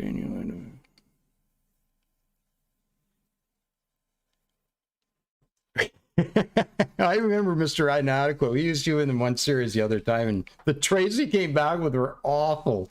And it was like, yeah, that's pretty inadequate. I remember that. That was funny. Check basic command module. It has the bonus. Okay. I knew there was a component there somewhere that had it. Okay. Anyways, that's a bit of blurb about the money. It's a resource-driven economy, so you can see that. Okay, I got the 62 steel. Okay, it's worth 93 credits. Trade you, right? So you can sort of see how that kind of works. Okay, and there it is. Now, just shut those bubbles off for a minute. So there's your escort. Sweet. Okay, so right now it has nothing. Absolutely nothing. Oh, it's got ship speed 25%, maneuvering 25%. There's a 62 steel again. Oh, it turns at 11 degrees already. I haven't got anything on it. That's pretty good. I guess it's like spinning a top, maybe. Okay, so let's get going on this. So I'm going to click on this, which will lock this open. And we can actually see what we need here. And we need everything. So let's just start putting everything on. I'm going to sort by category. And we see standard armor at the top. We're Mortalens, and we actually start the game with armor, which is really nice. So I'm not going to start there, though. I'm going to start with a basic command center. Start at the top. And then I'm going to add a reactor. We'll put that there. And I tried to like make it all neat and tidy, you know, everything together, and it doesn't work out that way. Just forget it. Just forget it. Don't try. It just doesn't work. We're going to need some crew systems, so maybe I'll throw a couple of those on. I think we're going to need at least 2. If we hover over those, we can see crew capacity is 75. Now, crew systems also add to your boarding. Actually, let's pull those off for a sec. So the basic command center, first of all, gives you 21, I think it is. I think we pull that off, that'll be 0. So the basic command center is giving us 21. Now, if we put another crew system on, that raises everything up to 126. So the anti-boarding is the crew systems. So you can put more crew systems on than you actually need if you just want to get your anti-boarding up. So we'll pop another one of those on. There. So anti-boarding is 231. I don't know whether I need to. I might be taking one of those off yet. We'll definitely need a fuel cell. Skip drive, yes. Not much room here, so we can't really put a whole lot on this. Is there anything else we need there? No. Let's grab our engines. How many engines can we have on this design? 4. So we can have 4 engines. So I'm going to put 3 regular engines on and 1 directional thruster. Again, we started the game with this. So if you're playing other races, you might not have that. At the beginning, anyway. Okay, so we got some numbers filling out for us. Yeah, I might have way overkilled my crew capacity, but we'll just see how things turn out. Oh, I haven't got weapons on this thing yet. I guess we should probably do that. Pretty small ship, pretty crappy. It's basically an engine wrapped in tinfoil, so I don't really worry too much about this design as far as weaponry right now. There's only 2 options. So a couple long-range guns. I could have put a torpedo on it, but I'm more interested in the fire rate. Let's see, damage. Damage is 3 per second with the long gun. And then if we compare that to... where the heck are we here? 1.43 for a plasma torpedo. So a long-range gun is going to do more damage, I think. And we'll set it up to be like a close-in type of ship. And we'll throw a piece of armor on maybe 2, if I can fit it. Oh, might as well start with... I'm going to replace one of those with a deflector later. Get some shielding eventually. Yeah, shield 0. What else could we add? Can we add anything else? That's the thing. Yeah, we got lots of room. Just don't know what I need. A bit more fuel range, maybe. To be honest, I'm probably not building this ship for a little bit. So I'm not going to actually spend a whole lot of time tweaking it out. I want to even just save it like that. I'll put an energy collector on it, maybe.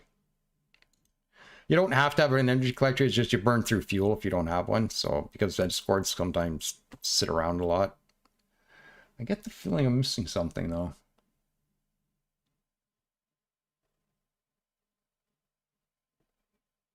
No, maybe not.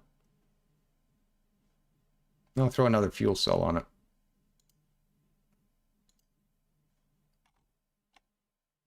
There, 18 million. And we're just going to call this the Skip, I don't know, Guardian.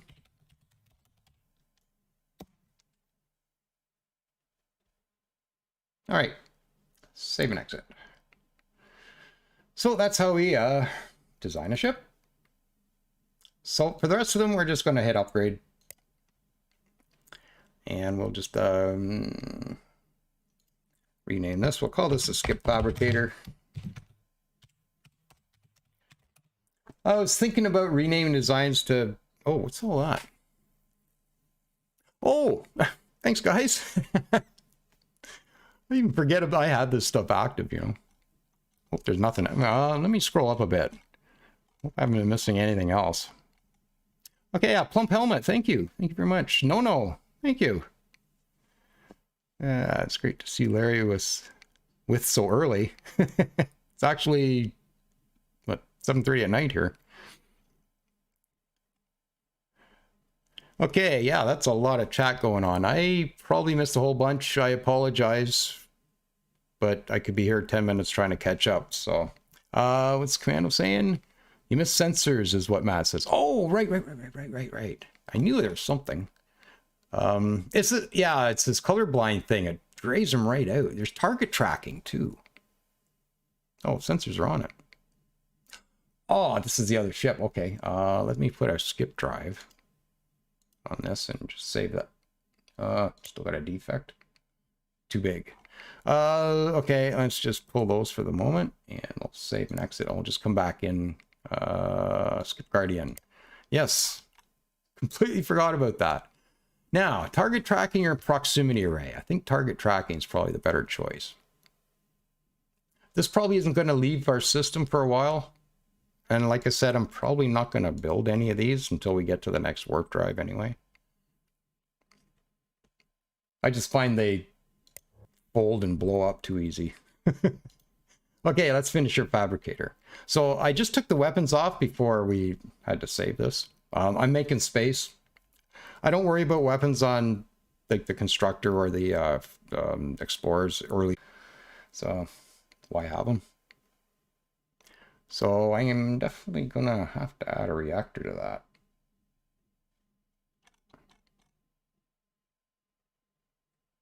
But I think that's about all we have to do.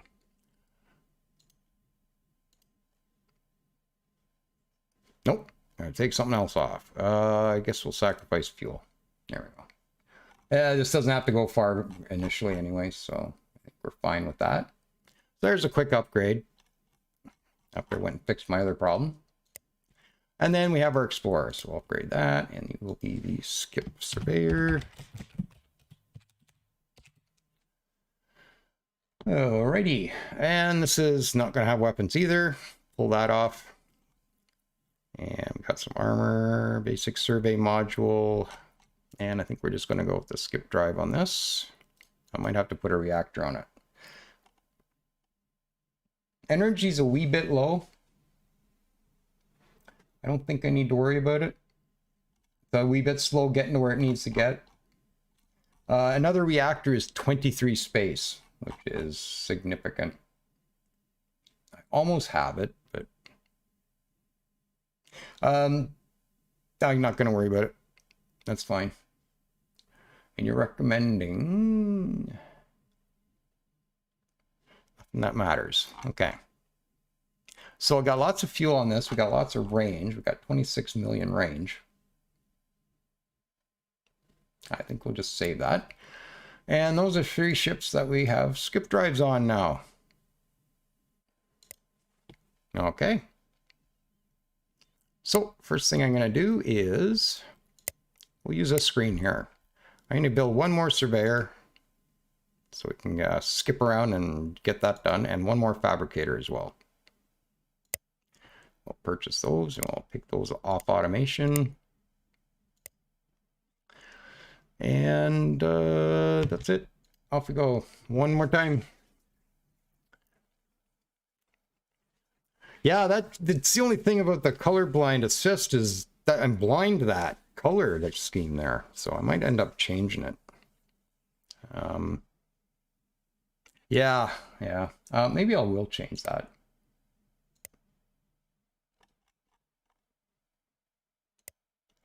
Kryptonite wasn't too bad. I didn't mind that one. Here, go with that one.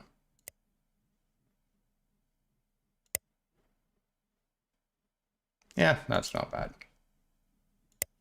Let's go into the design screen, see what that looks like. That's a little better, yeah. Now I can see the scanners. Yeah, we'll go with that. Okay. Cool. Yeah, it didn't really assist much, did it?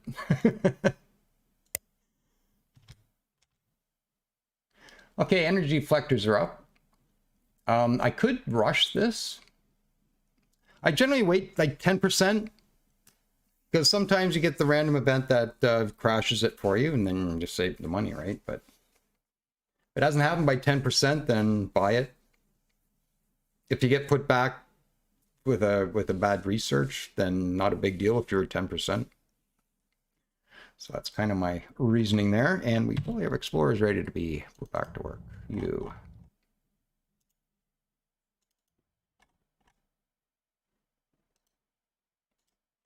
All right, and our constructor, where are you right now? Impulsing over, no doubt. Yep. Well, I didn't even upgrade him, that's why, but like I said, there's no point. I don't know how that's going to get fixed, but yeah, if it's this close, they'll impulse over. They won't use their skip drive to go over. That might actually be a problem I might need to report. But yeah, it'll consider this too close to actually skip drive. It might be as designed, I don't know. Oh, under construction, and here comes some power, and we're almost done, and boom, there's our new skip surveyor coming out the construction yard. All right, where shall we go? I guess we better go look for fuel. And that's a pretty good candidate right there. Survey. Much better? Yeah. Yeah, that didn't really assist much, did it?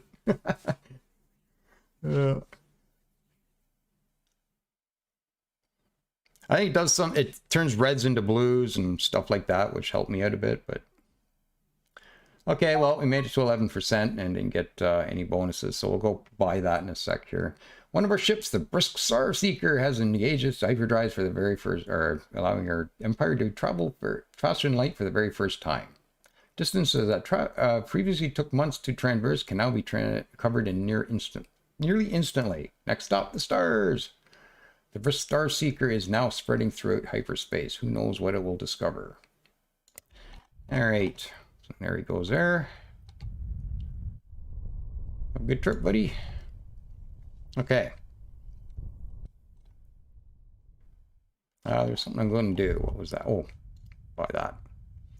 Okay, I'm just going to shrink these down just a little bit. And we're going to pay for that right now. 6,600 of 15,900. I might let it go a little longer. Yeah, I'm just a little gun shy about spending a whole lot of money just yet. That's actually not bad. I'm actually in the plus. That's wild. Okay. How's our resources holding up? Not bad. Still got 6,800 steel, so I think we got time to wait, and we're probably going to get that other construction ship to go build this steel here out.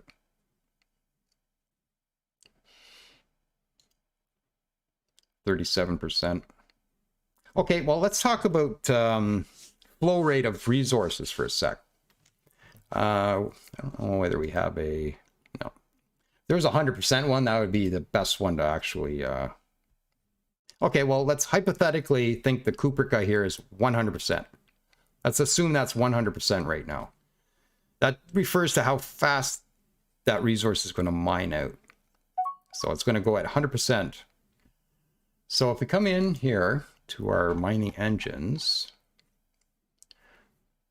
you'll see mining rate. We'll take the small mining engine as an example, just because it's going to be easy math at 10 per second. So mining rate is 10 per second on a small mining engine.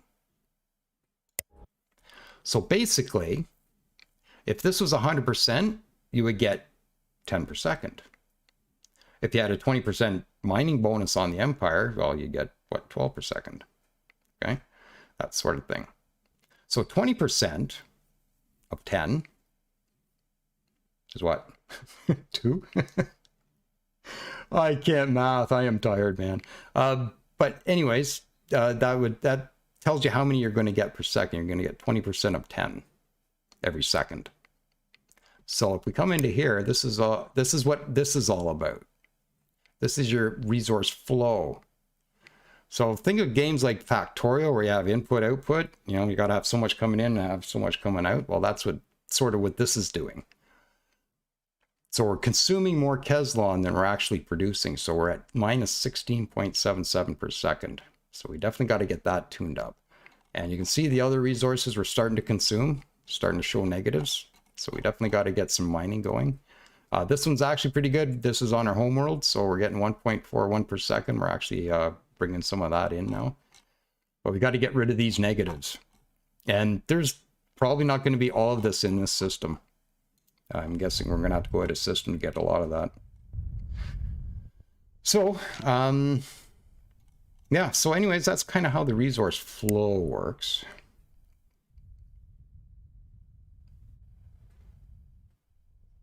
Dinner is ready. Back after. Well, have a good meal. Spend it before the pirates steal it. Also, how do you set ship behavior? Let's see. Oh, here's an explorer here. There's set tactics here. So we can set retreat ran, roll in fleet. These won't be in a fleet, but you get the idea. They can be like a picket ship or a close escort or whatever, right? Or just an attack ship. Engagement range, attack stance. This is where you do your attack stance. Weaker targets, stronger targets. Retreat when, say there's an enemy at the same location.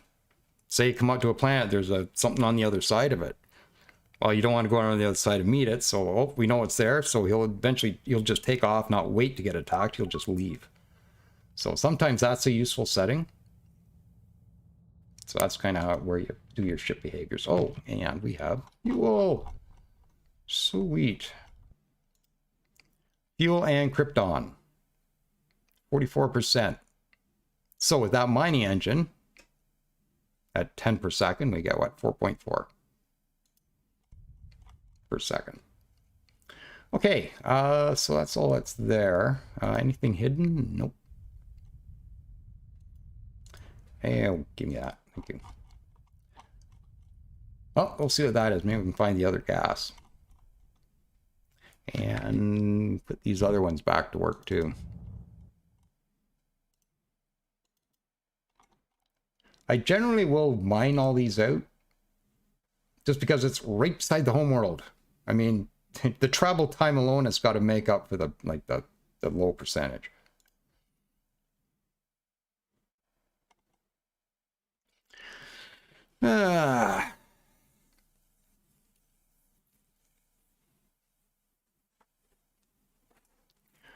Wiggly, spend it before the pirates steal it.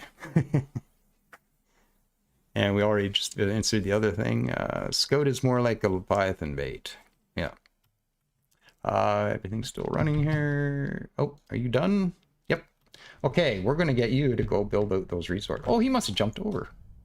Oh, no, he doesn't even have jump drives. So he just got over here. Off you go. That didn't take long, did it? He was way over here just a minute ago.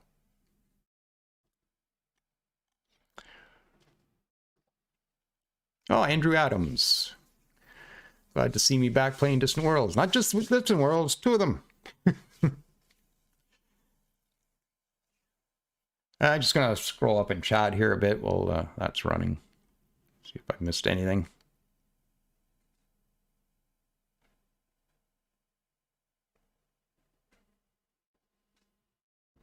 Oh, there are those donate or super. What are these called? Super chats or something? I don't know. I'm not much of a streamer, am I? Thanks again for those guys.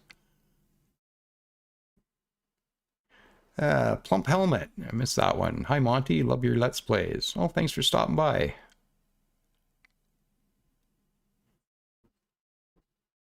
Dennis McDonald, did I say hi to you? I'm not sure.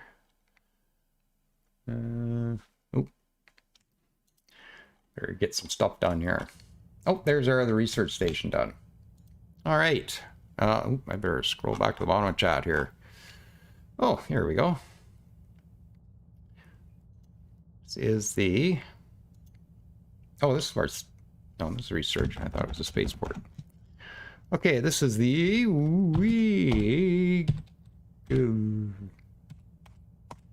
The Wiggly Prime Station. I think the Wiggly Station probably sounds better. There. Research station dedicated to you, buddy. Actually, hang on. Let's pause for just a second. I want to come up back up here. Yeah, Plump Helmet and No No. They deserve something named after them here. Did we get any more characters? Nope. So that's out. Oh, I know what we haven't done. Rege Prime Space. Yeah, maybe we'll leave that name. What's this one? Chris Moyer. There's nothing else built, so I guess we won't rename anything right now. But yeah, I'll have to scroll up and get that done. Actually, I got ships, don't I? Why don't we do some ships? Yeah. Brisk Star Seeker is now going to be the... These are kind of insignificant ships, so I don't really want to give too many names, I guess. No, maybe we'll wait. Wait till we get some more significant stuff, and then we'll maybe rename a few ships. Thing is, I lose track of ships, so I'll rename it, and then we'll never see it again, right? Oh, I'm running out of money. I probably don't have enough to even rush that now. I kind of do, but it's half the money. Decision time, yeah, 104, and we probably still are getting no funding for our research, no.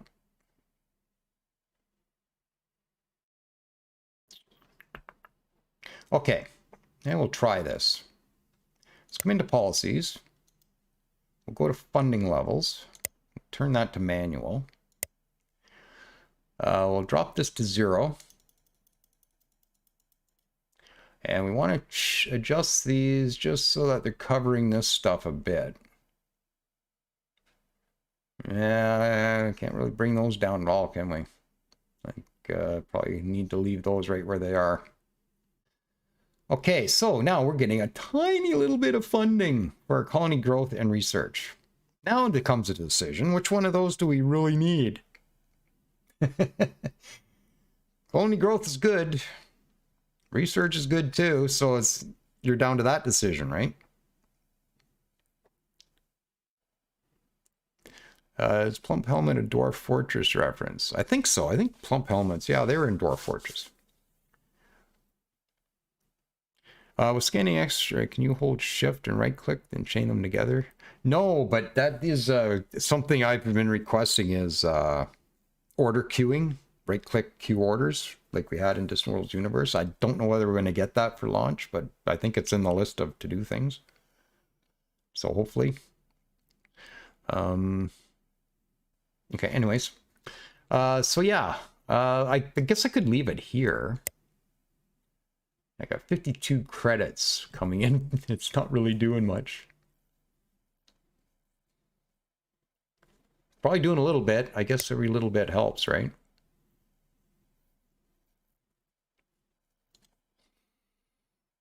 We're growing at 1.4%. That's pretty slow.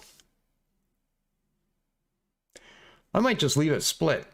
So basically, like I said, what we've done here, instead of reserving this 104, instead of reserving it here to have here, we've actually taken that away and we're paying our expenses first. If we did this and had that at 10% and had this, then we'd be reserving that money before our expenses. But this way we're hoping we have money left over after our expenses. I think that's how I explained it. I think I might leave it 50-50. You kind of need both. And we'll run like that for a bit. It's showing 0 here, but that's okay. We might get some bonus income in the meantime. That'll kind of get us through. Hopefully. Once we start building stations, the private sector will start building stuff. So.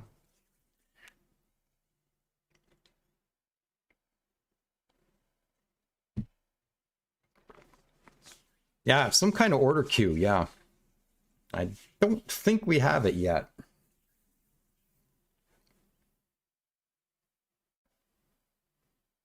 All the things that we think are just like simple little things to add are probably like a total nightmare for a developer.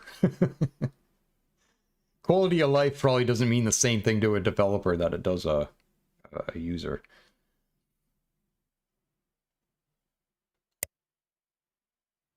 Nope, 150 credits. Okay, we're funding a little better now. Like I said, I haven't really seen. Okay, you got. Oh, we got some traits here. So Vitos is industry research -1, weapons research -2, and hyperdrive research +4.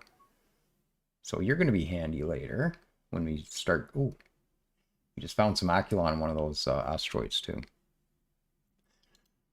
And you're still untested.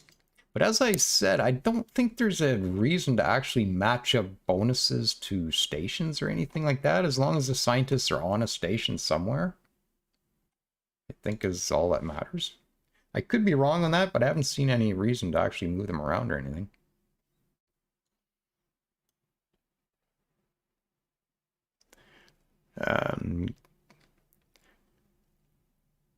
Yeah, colony growth. More taxes means more money, yeah.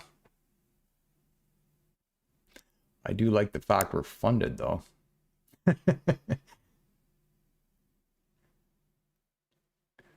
Okay, well, let's try something. Let's see what kind of difference that'll make.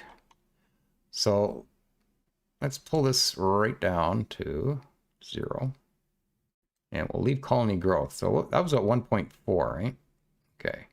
It's kind of hovering between 1.3, 1.4.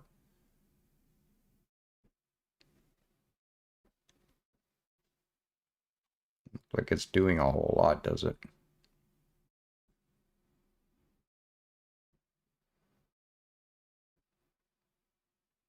It's probably a pretty insignificant amount, too. I don't know how much money you need to actually make a difference here. It was making a difference with the research.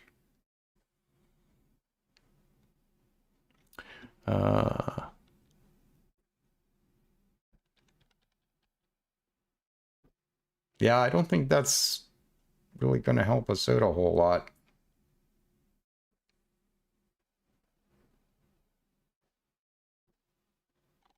Let's go do our exploration here.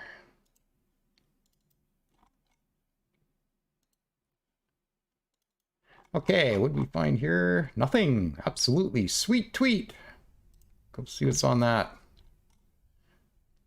Hopefully you fare better there. That's hardly anything in here. That's all I needed was a blank planet. I'm still missing one gas here, too. I still need argon. I'm not sure where I'm going to find that now. That might be one we have to leave system for.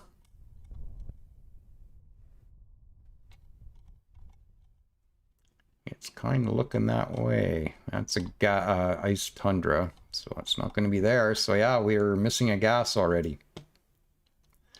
So that's tricky. That would be argon, I guess. We got 1,600 of it left. That's it till we break into extrasolar exploration.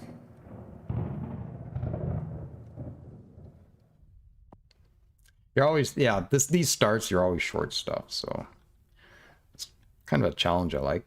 I think Daz kind of likes that too. He doesn't like extreme level though.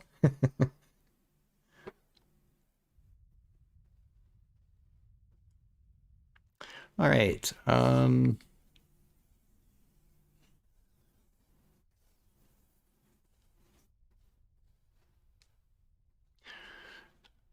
Yeah, you have to go, yeah, pretty much one at a time.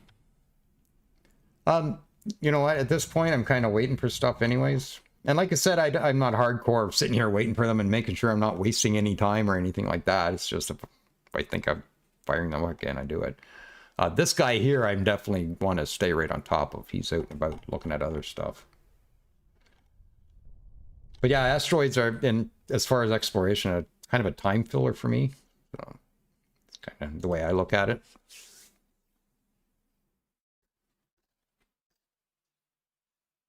Yeah, that'd be kind of cool. Explore, drag and drop a bunch and hit explore or something. For asteroid fields, setting exploration ships auto would be... Yeah, I would like... What I would like to see is like something like... Where's that asteroid field? This one here. I'd like to be able, at this level, go right-click, explore field. Explore asteroid field, and it just goes in and does them all, right? One way you can do it, and I only do that if there's no danger in here, but unfortunately there is. But you can click on the star, and then the explorers will actually just go around inside your system and look at stuff. I think they might have been programmed to actually avoid danger better. I know they weren't really, but I think they're... I remember that in a patch. That they won't willy-nilly run over to that pirate base and get themselves killed. So I'm thinking that got fixed, but I haven't really tested it out. Oh, break time. Cheese break time. Okay, let me just maybe zoom in. I'm just going to pause it, and I'll just zoom in like that. Something to look at, I guess. All right, go walk around, everybody. Oop.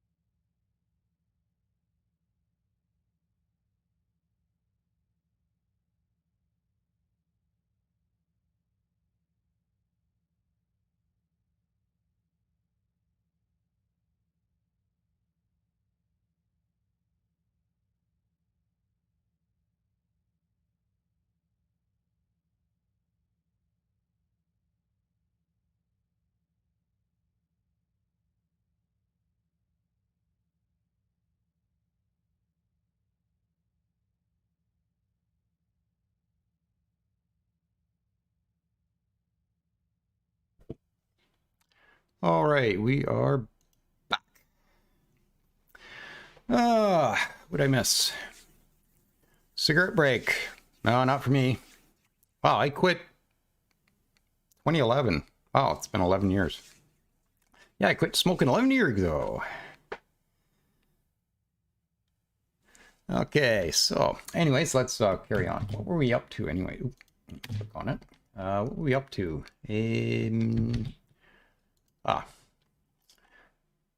Okay, so we finished that. Were we gonna... Oh. Yeah, so we're gonna rename something. I was gonna do some ships, and I thought explorer ships were kind of not the thing to actually spend a whole lot of time on. All right, so we got a station, and I guess we can go get our fuel now. Right as soon as we retrofit, of course. Or it's gonna take a long time to get that done. And you are already a skip fabricator. And we found scenery bonus. And our mining station is done. So there's our first mining station. And it's already mining. Perfect. We'll get some shielding on here shortly once we get that technology. All right, so let me back in position here. So yeah, we have a mining station constructed. The construction of a first mining station allows us to gather large quantities of valuable resources for use in powering the economy for our home world and building more starships. I did turn my mic back on, yes. Our freighters will soon begin traveling to this new mining station, returning its resources to our home world. These resources may even be sold to others in the galaxy, further boosting our fledgling empire.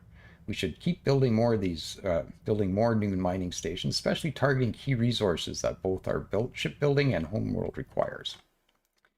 Absolutely.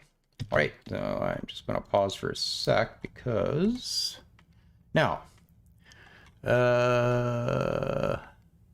Plump Helmet, the Plump Helmet mining station. How's that? One word, no, 2 words. The Plump Helmet mining station. All right. All right, so you are already a skip fabricator, so I guess we'll go get fuel. That would be the next thing we're going to need. Or should I get maybe a quick source of steel? I should try and maybe find a little clump here I can maybe grab. These 3. We got that one. That's 37%.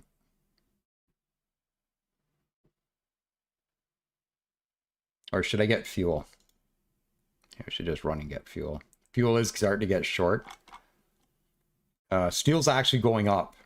So I guess I won't concentrate on steel, but yeah, let's go get some fuel then. Yeah, let's go do that. All right, off you go.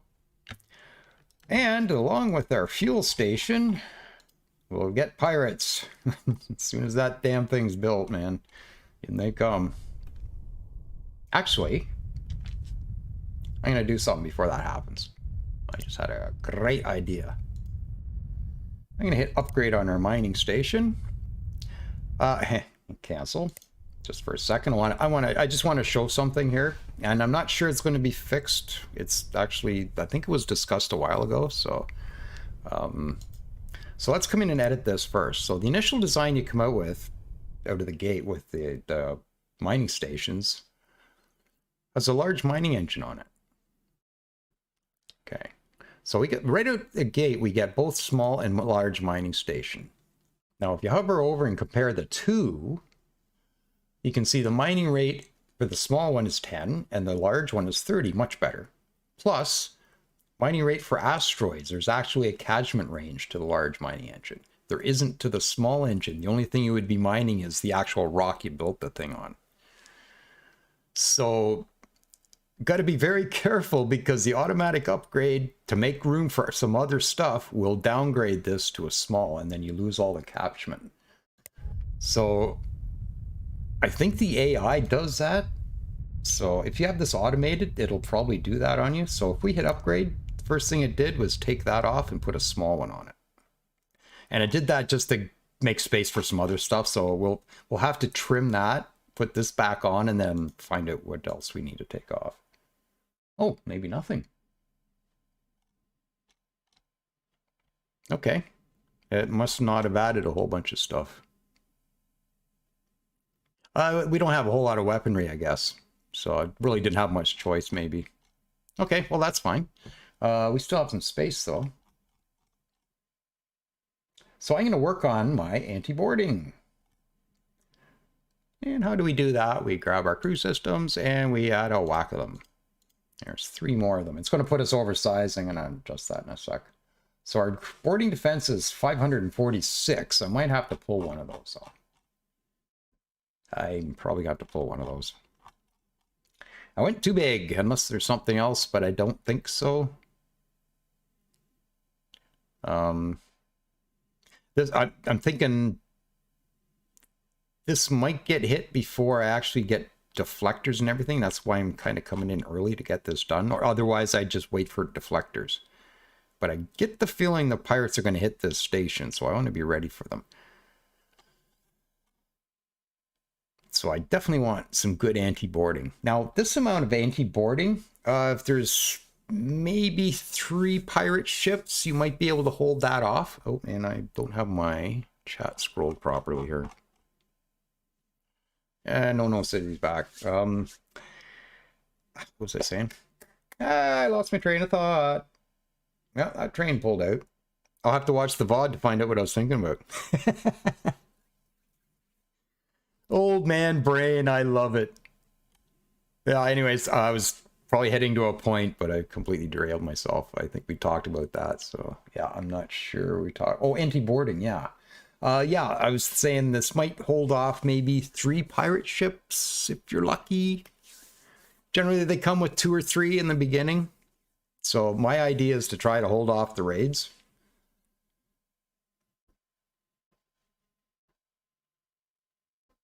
I'd like to keep that amount, but I don't know what else we'd have to lose. 17, that's a lot. Yeah, plasma's 15.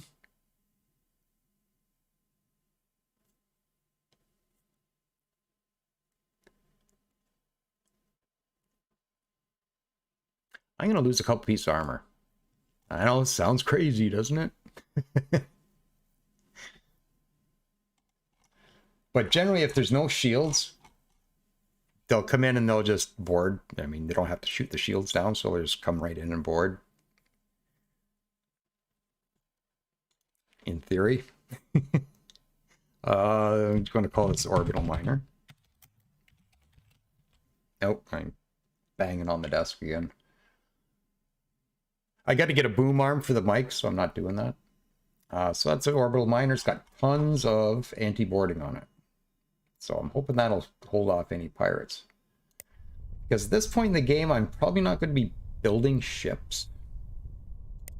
Okay, so I'm going to reissue this order. So I'm going to get you to stop that mission. And we will reissue that order, and it'll use that new design instead. Build orbital miner. Boom.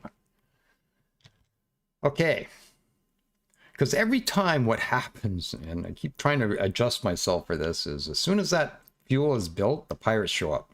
And then I don't have enough time to get it retrofitted to get shields and the anti-boarding up.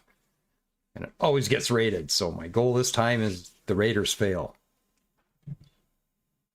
We'll see how that works. Don't forget my sensors. There should have been sensors on it.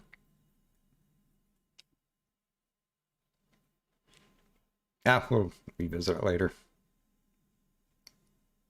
Mining station. I think there should have been sensors on it. I think it. Oh, yeah. They don't come with sensors. The only thing I guess they could use target tracking.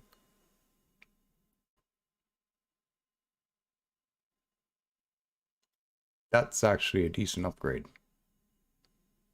How come I can edit this? I shouldn't be able to edit this. I'm building one. Okay, hang on. Might just stop this guy. Just okay, stop again. Okay, we'll do the sensors. We'll do the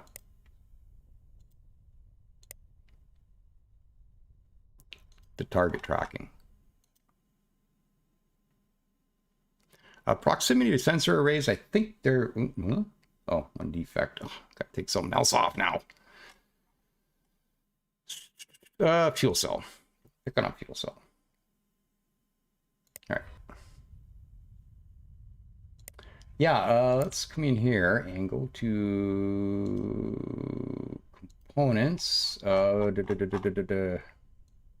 Proximity sensor. Is it basic or is it just proximity? Proximity sensor. Here we go. Scan the local area, enabling you to see any ships or bases within range. Short-range scanners typically do not see much further than a single system. I don't think we need them on everything. As long as something in the system has those scanners, then we're probably all right. So I think we're good with the targeting then. Okay, let's try this one more time. Build me fuel. And you're now retrofitted, so we can get you put to work. What else do we know out here? It's a luxury. We'll come back for that in a sec. Nothing there. What else was there? Something else, wasn't there?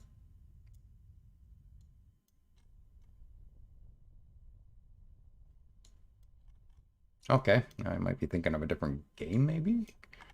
Oh, we found something else, but I might be thinking of a different game. Okay. Put these guys back to work. Oh, and you're done, so let's go figure out something else. How about a survey of that?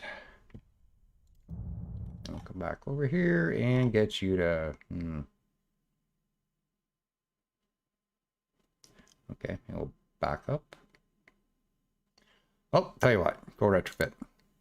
I'll just leave the one left coming around here, I guess. Not that there's a whole lot more to look at in here. That's guarded by a station, so yeah, our exploration's about to come to a halt. Can that construction ship warp? Yes.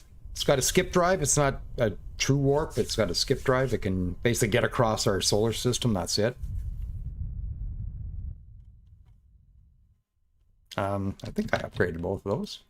Skip drive, skip fabricator, yep.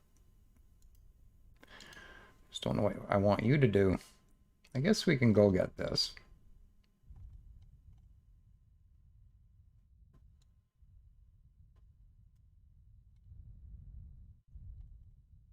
I'll go get the luxury. Why not?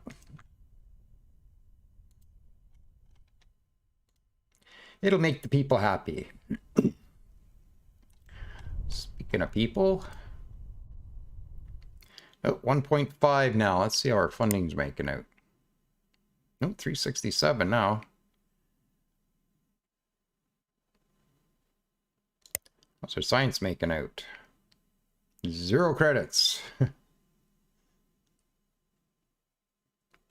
Yeah, well, we did that by design, didn't we? Set that to 0. I might want to adjust that for the hyperdrive research, maybe. I don't know what kind of bonus we're getting on those. Stable warp fields, I gotta buy that anyways. 4% research speed. Okay, that's not great. Ooh, well. Was there a stream on Distant Worlds 2 before that I've done? No, it's the first time I've streamed this.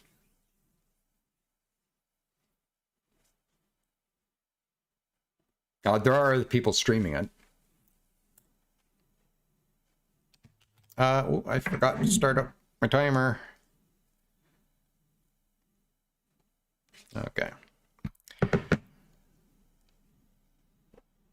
Oh, we got a second lab going. Okay, so here's an example right where we're sitting here looking at this.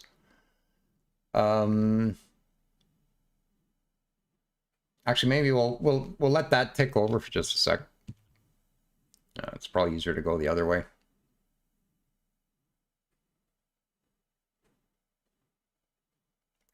And then we'll get some deflectors on our stations. Okay. So 5.29 years. Let's just go queue something else up. What else would we need? I guess research after that. So let's queue up the research labs.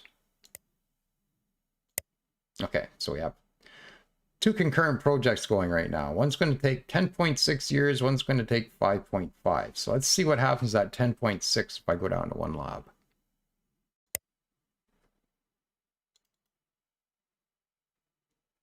$5.29, pretty much half.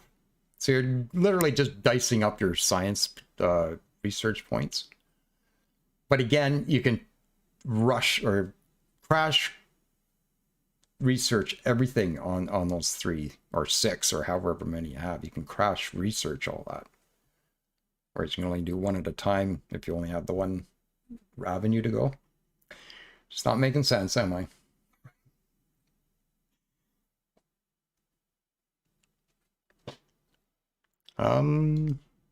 Oh, 55 people. I probably should not have looked at that number. Welcome, everybody. Okay, so let's go get our stations upgraded. The orbital miner, I might just leave for the moment. Let's just do our research station. Because we just did that, we only have like 2 stations. So I think I would rather get this done. So we're just going to call this Orbital Labs.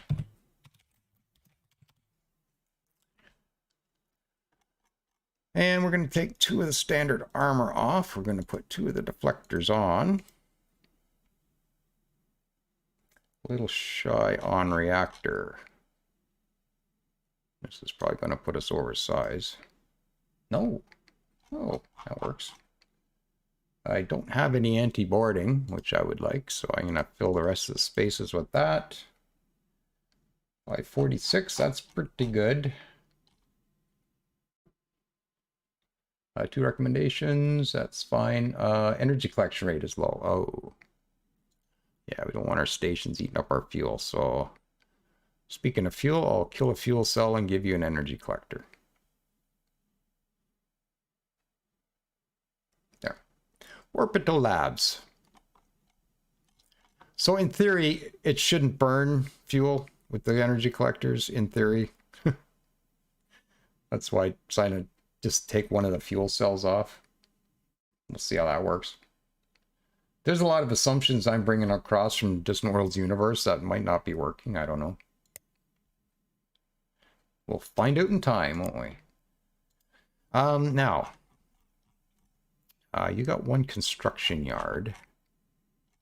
So I'm going to call this the linear sector port. Later on, we'll upgrade to dual yards, but not right now. Not a huge need at this particular moment. I don't know what they cost. Oh, doesn't cost any resources for those. That's interesting. 0 resources. Everything else has resources. Okay, anyways, that's just a side thought. Okay, let's come back down to sensors. We'll definitely grab a target tracker. That doesn't need to go there, it can go there. We'll put one of these on the spaceport just to make sure we have 1 in the system. Okay, we're making out not bad. We need more power for sure.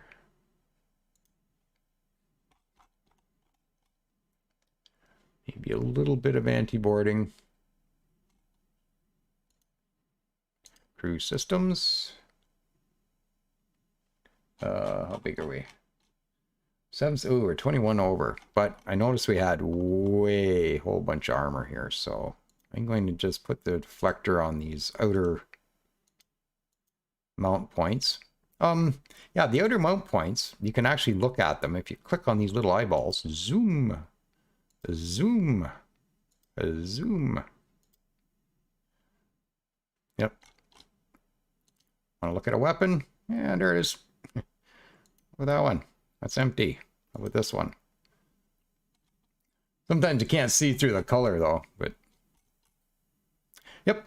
Anyways, so deflectors, and we're way big now, 81, so I need to lose 31. So I'm going to pick on some of this armor. We don't need that much, I don't think. Man, one. It's always one. What's your recommendations? We need an energy collector anyway.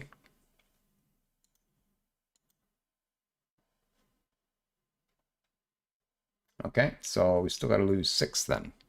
That's what the number I wanted. Yeah, that was a whack of armor, wasn't it? Maybe I'll pull one more. Don't forget the shields. Yep, right there. See, right there, and right there. So cool. I was coming down to look at something. 410, okay, well 441 is probably pretty good for anti-boarding, so we'll save that one as a design. Okay, yeah, we'll let that automatically retrofit. And what else do we have? The orbital miner, yeah, might as well do it. We'll retrofit to it as soon as we build it, so. Okay, well, we might as well do this then. One deflector, actually, yeah, one deflector and 2 armor. Okay, there's a reason I'm going with 1 deflector on a mining station. The pirates have to shoot through the shields before they can board the mining station and raid it. And they often come armed with railguns, which skip shields. So the longer it takes them to take down the shields with railguns, the more internal damage you're going to take. So if you make your shields weak, they'll come down quick, they'll board, and then they'll stop firing and do the raid and take off. So having too much shielding can be detrimental in the beginning. These aren't great shields either. They pound through them pretty quick. External component bays should be used before internal. Hang on. Just gotta move this piece of armor down in here. There we go. And energy collection again. Really?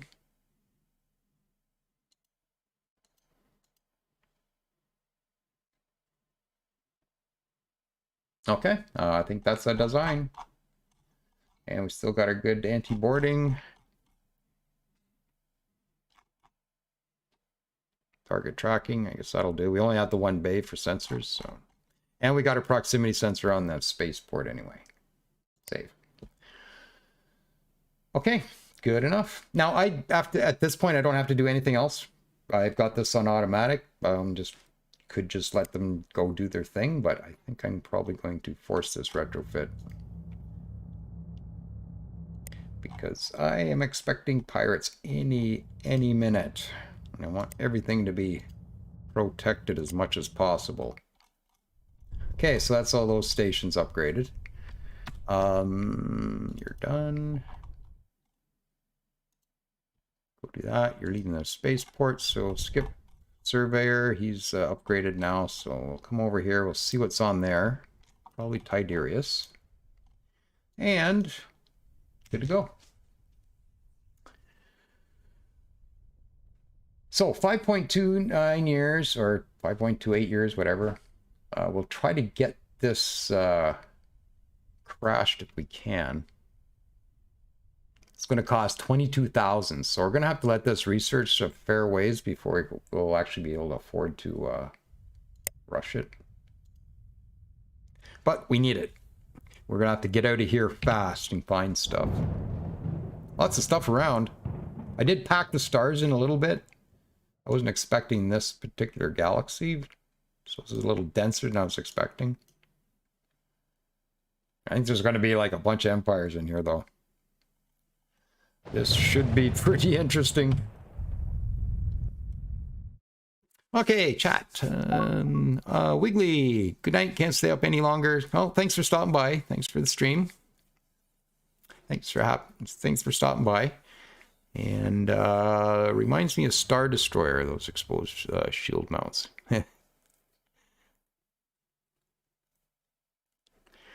Kazuma T. Hi, Larry. You inspired me to play Distant Worlds. Glad to see you back. It's good to be back. Yeah, I got heavily distracted there a while ago. They're asking us to build another fabricator, another construction ship. I'm going to decline that.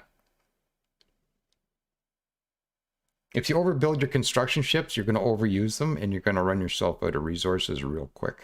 Probably not such a big deal on lesser levels, but on extreme, it's a bit of a concern. Still holding up pretty good. Argon, I haven't seen any silicon either. Polymer, oh. We're still scanning something over here. Oh, please be something good. Oh. Well, we're holding steady. We still got lots of stuff.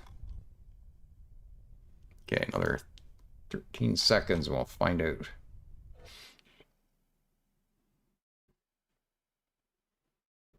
Like the background thunder and the camera zooming out. Yeah, there's a storm near us. Yeah, it's over here. Yeah, there it is there.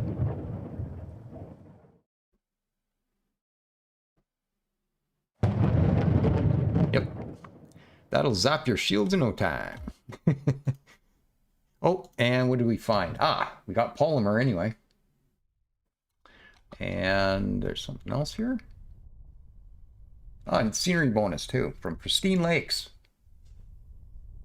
So later on we can build a resort base there.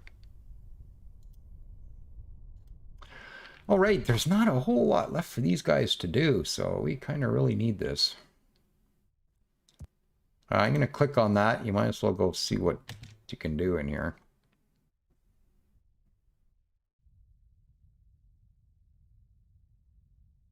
I might actually set your tactics to same location. I might do the same thing for you too. They can get away, but most of the time, it's stuff you just need to run away from anyway, so you might as well just run early. Why wait to run? Run now.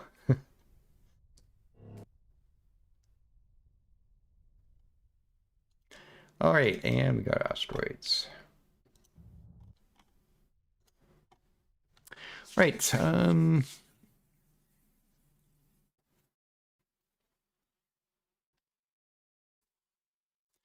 I think somebody, Mr. Adequate, good night. Thanks for stopping by. I saw you have a new Distant Worlds Universe series started. I'll have to stop by and check that out.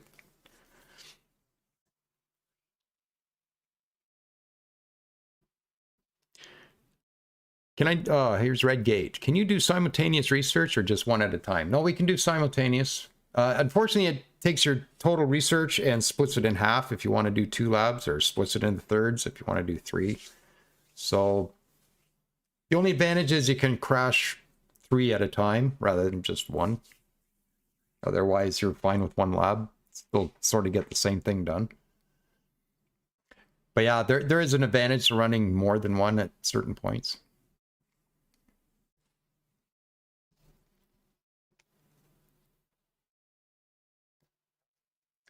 Suzella, hey, how are you, man? JK? How are you enjoying Distant Worlds 2? I've been loving it for a while. I've been in the beta test, so... any particular comments about gameplay? It's awesome.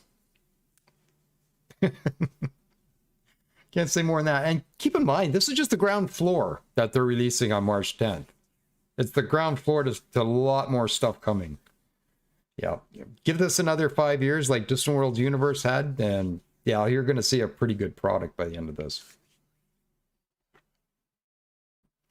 There's a couple glaring things that a lot of people are going to notice when they come in. First of all, 7 races. Oh no, what am I going to do with 7 races? Well, it's not really an issue.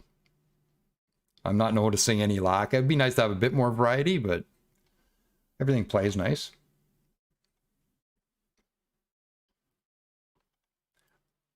I don't think Harry 78 will be doing his 40 races mod anytime soon. to divine and develop a race is actually a lot of work. It's not like your typical race in like a multiplayer space 4X.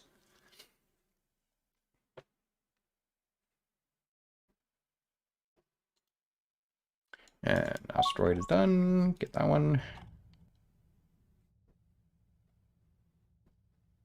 Yeah, and if you want, you can go top down and play it just like you did Distant Worlds Universe. You can play it like this. Yeah, everything's top down.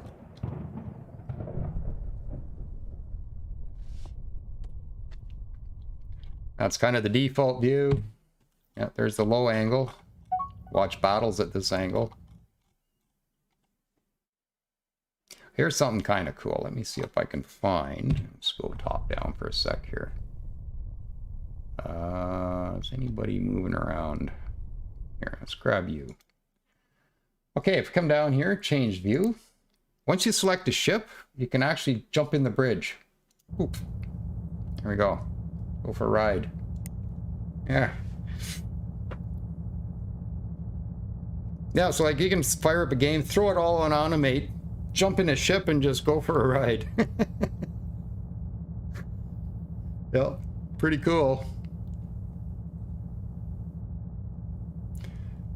Yeah.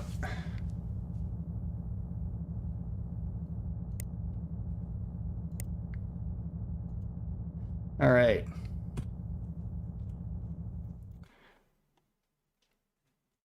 Frankum. Good to see you too. Thanks for stopping by. What is the best improvement Distant Worlds 1 to this game? Okay, the absolute best improvement, I'll tell you right now, and you probably haven't even noticed it. Autosaves. Have you even noticed an autosave yet? They've been happening every 5 minutes. Yeah, absolutely hands down the best. Yeah. I'm on an SSD too, so I guess people with slower system, maybe slower hard drives, their mileage might vary differently, but yep. In that case, you probably get like a little bit of a slowdown while it saves. I don't know. But it's a full multi-core engine that uses all 16 cores, so it can throw one core, it's doing the autosave and have everything else continue to run, right? Distant Worlds universe was a bit more linear, so everything had to stop in order to save. Yeah, Vito says, that's a really cool feature, especially to observe battles. Yeah, it's a little clunky still, especially in a lot of movement stuff, but it's working a lot better than it was. So hopefully I'll have that all polished up. There's another polish pass coming before release, of course. They're going to do some stuff with the UI, and I'm not sure what else, but yeah, what you see is probably going to change a little bit by the time release happens. Okay, so we got our fuel mined. Where are pirates? I got to get this retrofitted, actually. Go. Yeah, where are pirates? They usually show up the minute I get that station finished. And if we're really lucky, they'll be Mortalen pirates, and we can deal with them. That's kind of cool too. Is pirates aren't something you just want to get or push away, right? You kind of want to use them a bit.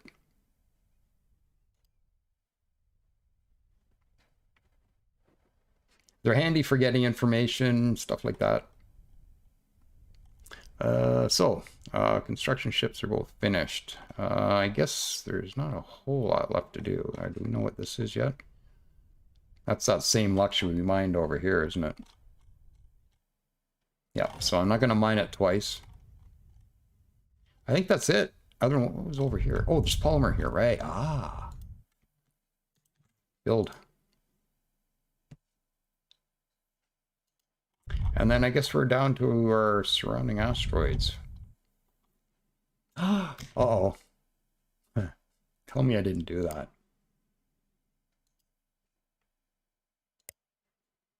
I did do it.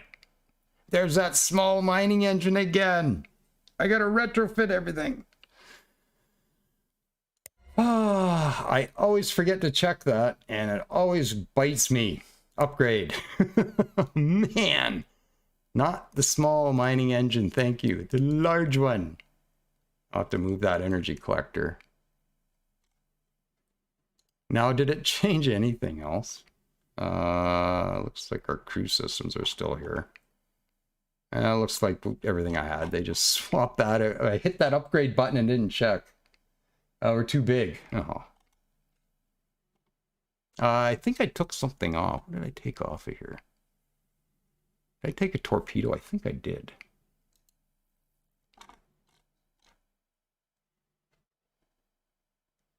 What's our crew at? 550. I might have to take another one of those. Drops my anti-boarding a bit, though.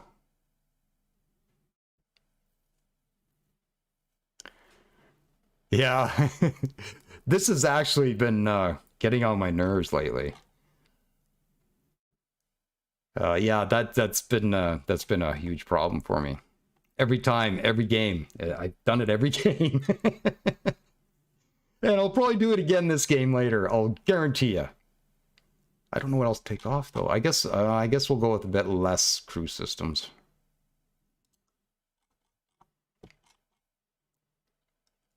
Because we definitely need that catchment. We definitely need the mining rate.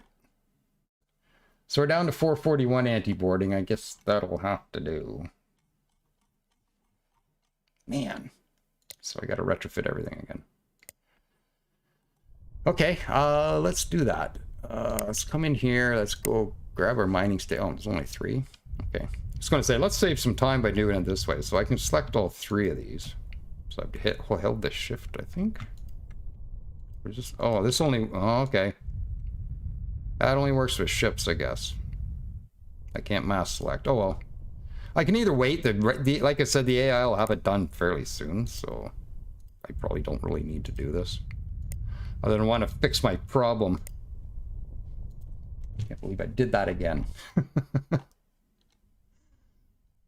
The Zoomanoid Empire.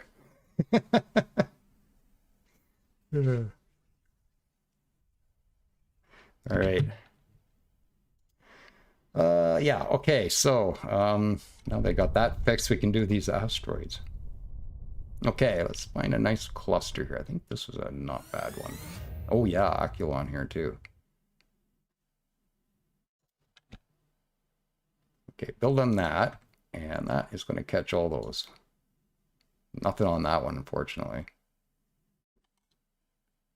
Oh, might be able to catch that. Hang on. If I build on this one. Yep. Now, there's a chance, and this is a bit annoying too, that they'll build a station over here, and that catchment will end up basing itself out of there, and I'll miss this. I'll be okay if he builds it on this side. I'll catch it, but it's a bit annoying too. I'll decline that for now. Not a whole lot to build. Well, I guess in this case, since there's not a whole lot left to do, we could probably speed this stuff up. So that's kind of the sense of time. You kind of see what we've got done so far. We basically just surveyed our own system at this point, and we're what starts at 2754, I think. So we're 4 years into the game, heading towards our stable warp field so we can get out here. And I'm guessing any other streamer probably would have got past this about an hour ago. Ah, Phase Star. Great to see you streaming, Larry. Oh, thanks. Well, let's see. Do I have anything new to rename? Fuel station. Do I have anything better? Or another research station we haven't named yet? Nope, not yet. And we got the spaceport. Okay, well, this is a pretty important mining station, so you should be proud to have your name on this. Just saying. The Phase Star Mining Station. That sounds awesome. I'm terrible at coming up with names. Like, when I play, it's always really basic stuff. Phase Star Ugh. Wow, that's a whole lot of mistyping. Okay, Phase Star Mining Station. There we go. Appreciate it. Thank you. Yeah, we could probably name a couple other... Do we have any other mining stations that we... we could probably rename... got the Plump Helmet. Yeah, this one here. And we're just looking for...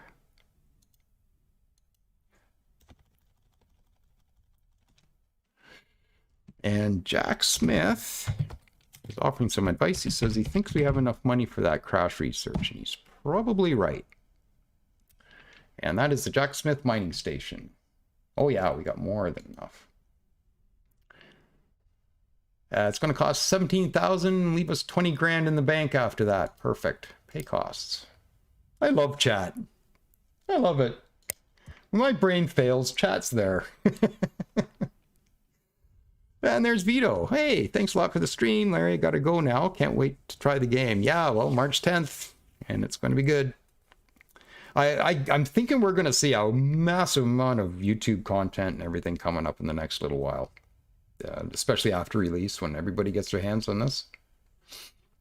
I remember when Distant Worlds Universe came out. It was crazy. That was the first time they released it on Steam, right? So it just went crazy. Okay, so 2 years now to get our stable warp fields. And let's have a look at our funding. Colony growth. Let's have a look at our colony. How are you doing now? And we have unknown items present out here. Ah. So there's something unknown here. He's going to keep scanning that until he gets down and see what that is. Yeah, so he's going to keep digging away. Colony, yes, that's what I was looking at. Have a look. 1.6. 2.143 billion. Man, that's slow.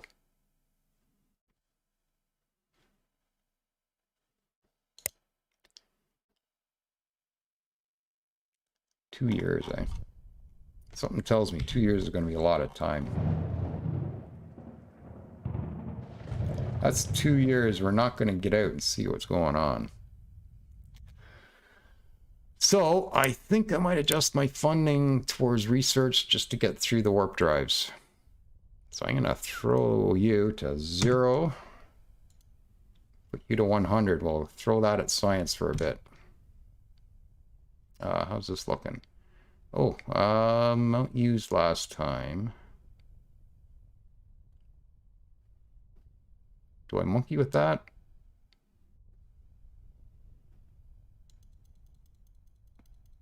Bring this down to, say, 80%. Oh, actually, I'm going up. Oh.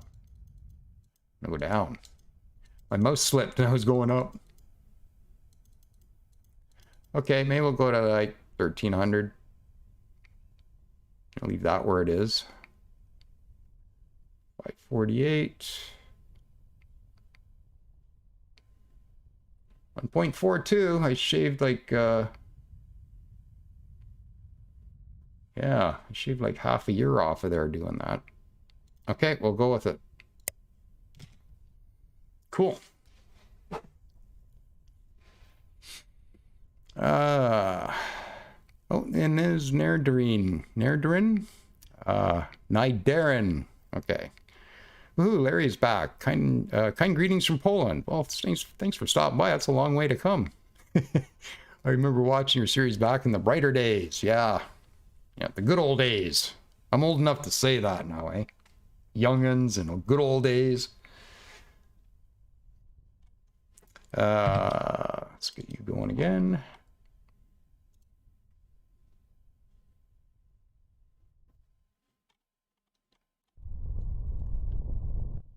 Yeah, I don't know how deep he's going to have to go for this, but...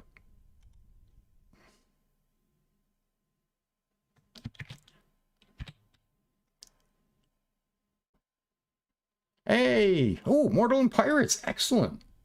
Hello, buddy!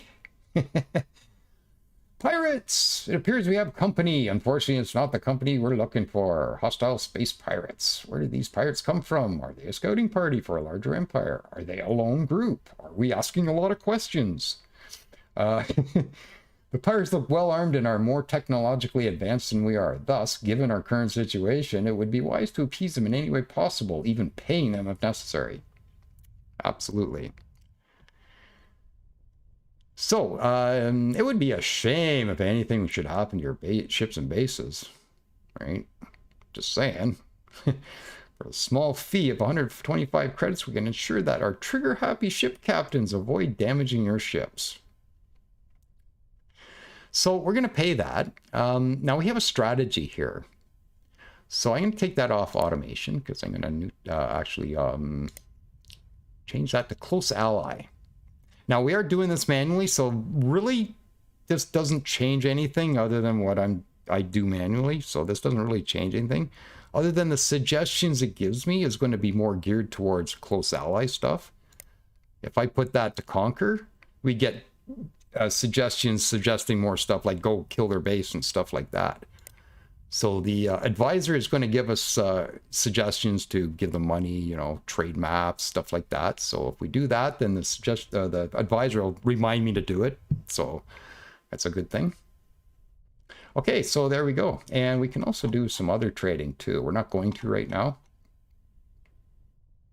but we will accept that deal. Hey, so minus 23. They're pretty harsh with us right now, though.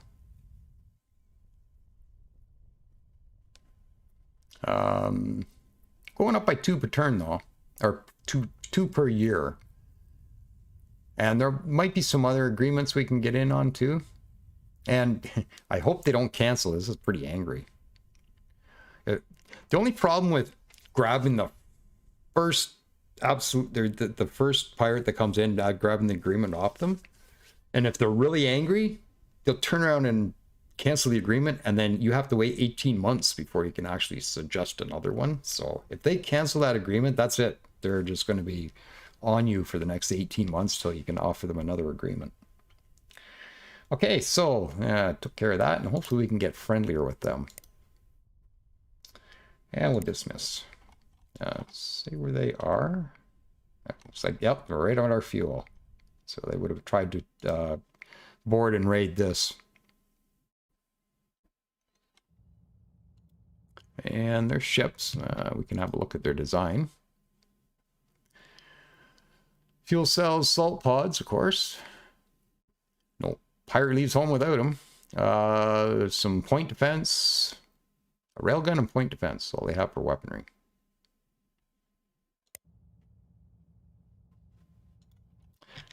Okay. So basically the protection agreement just ensures that they don't attack us. They don't come in and protect it from anything. They just make sure that don't come in and attack us. Later on, they'll offer us, or we can agree to a non-aggression pact, which basically is the same thing. You just don't have to pay for it. And then there's a bunch of other agreements you can get beyond that. They can be pretty useful, especially for intel and stuff.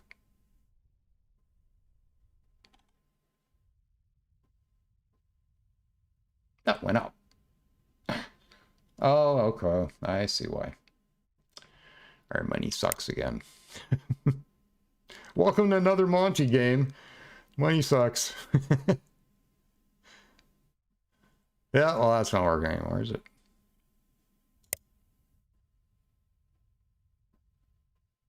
Yeah, 100% of funding of 0. Yeah, got all that 0. All right. Anyways, you're still trying to dig that out, and we'll see what you're up to. This should be almost done. I think we're done. Looks like we made it all the way around. Yep. So your next stop is to retrofit. 5 escorts, and not right now, thank you. I generally don't build any military until I get these other warp drives. Then I'll probably build a few escorts. In a fleet, I don't just send them out one at a time, I put them in a fleet. They're better in groups. All right, that is done. So you are going to go retrofit now.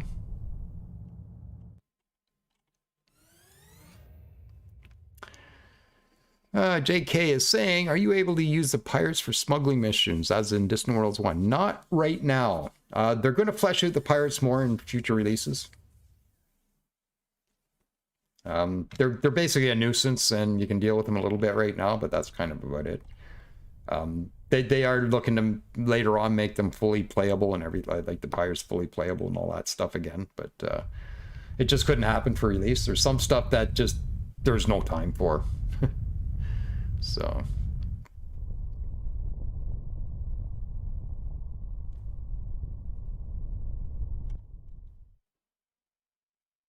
okay, so yeah, I guess we could probably speed things up. So yeah, I think everybody's got kind of the sense of time, so it takes a while to do stuff. So maybe I'll just speed it up like half. Or double speed. Think the other way. Oh, what time we got? 8:45. I should check on a couple things here. Make sure I'm still connected. What is this?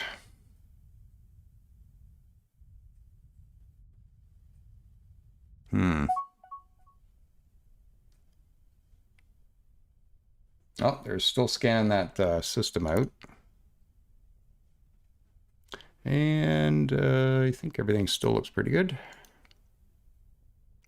No drop frames.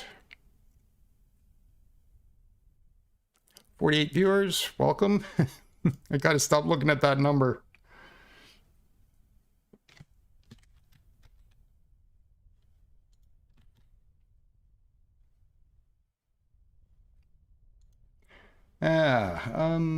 Okay, so there's our polymer done. Excellent. Okay. So that's kind of the end of our resources, isn't it? And that little bit of asteroid stuff we're digging out. That is all we have. Okay. Mortalen Thori account. Another Mortalen. Ooh. This could be... So they're displeased with us pretty heavy, too. Doesn't look like they know each other.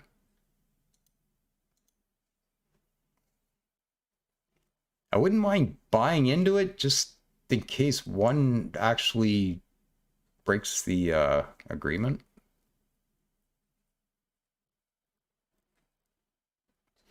Well, we have no choice, really. They're either we do this or they rip our stuff apart. So we're going to do this for now. I will generally buy 2, maybe 3 pirates off. The rest of them, no. So I generally don't buy the first one that shows up either. I'll just say, do what you want, and I'll wait for actually my own race pirate to show up.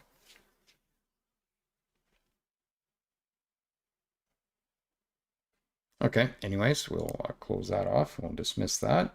So we encounter new pirate faction, and we have dealt with it. Ah, here's the hidden nexus. This is what we were trying to dig out earlier. So, we have discovered the hidden nexus, ancient ruins from a lost civilization at the ice tundra moon Rudis Prime 5 in the Rudis Prime system. Should we investigate? Yes. Navigational coordinates. In the hidden nexus, we have made a curious discovery. A data core reveals some intriguing information in the data core. I'm having a hard time seeing the punctuation in this, actually. I keep going on run-on sentences here. Data core are navigational directions pointing to a location. Maybe we should send a ship to investigate. Sure. There's a beacon going off out here somewhere. Oh, it's going off in here.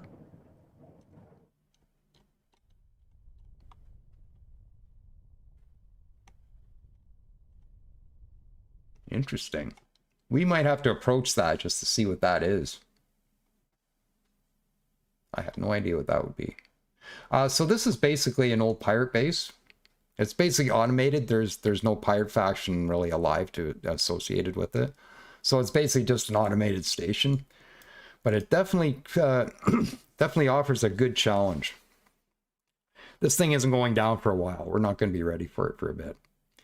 We definitely need point defense weapons and a couple other things. So, yeah, strength 939. Look what it's got on: interceptor missiles, ion field projectors, ion bombs, lance missiles, rail guns, starfighters. 8 of them. 16 of them. So yeah, that's not going down for a while. Anyways, these runes provide empire-wide bonus of 8 espionage. Now, it's a nice planet, so I don't think we'll be settling that anytime soon. These runes provide the following colony bonuses, so that's fine, and we'll dismiss that. Which means we have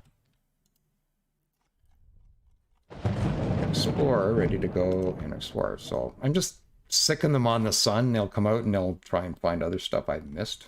What's going on over here? Okay, it's just them. Okay, they're out. And what are you up to? Ah. I thought you might avoid some danger, but it looks like you're going to go straight into it. However, pause. I might just stop you right there. Ah, now we can see it. It's a freighter.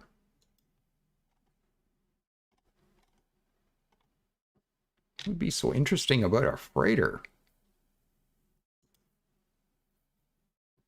High-end freighter, I'll give it that. I have no idea. Is there some evasion or the like defense measures for smaller ships for not getting hit?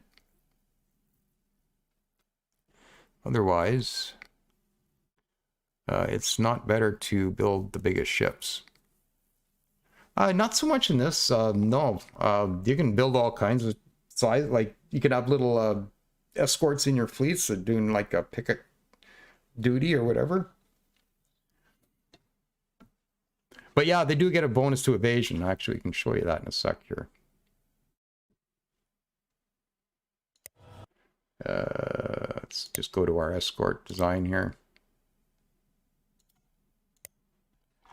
Where are we here? What are we looking for again? Yeah, here we are. Yeah, bonuses, ship speed. Because of the size, this bonus comes from the hull. The hull that we brought in to do this design. This is the bonus of the hull itself. So the size of the ship, the size and the I don't know, shape, I guess, maybe offers this advantage. So different hulls will have different bonuses, I'm sure. I haven't really paid attention to it that closely, so I'm not sure. But yeah,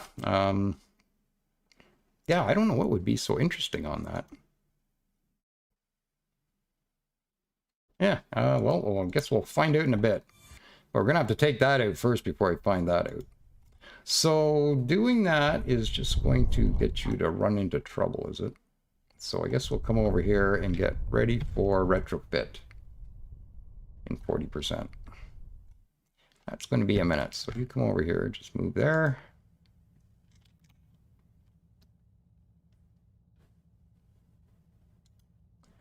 And I don't know what else we can get you to. I guess we can get you to do some more asteroids. And there's the junkyard encountered. Okay, we'll have a look at that. Must be part of the same event. We discovered a junkyard in our home system. The yard is a large base protecting it. A collection of ships lie scattered around the base in various states of disrepair. In addition, other junk and debris float nearby, some of which looks valuable. Base looks to be inhabited and active. Oh, okay, I thought it was maybe an automated base. Preventing us from repairing and salvaging the ships. And it's break time. Union break. So yeah, we encountered a junkyard. So we'll dismiss that and we'll hit pause. And I guess we'll go have a quick walk for a minute or two. What time are we at? 9 o'clock? Yeah, I should be able to go to 10. We'll go another hour for sure. So yeah, so stretch your legs, everybody. I'll be back in a couple of minutes.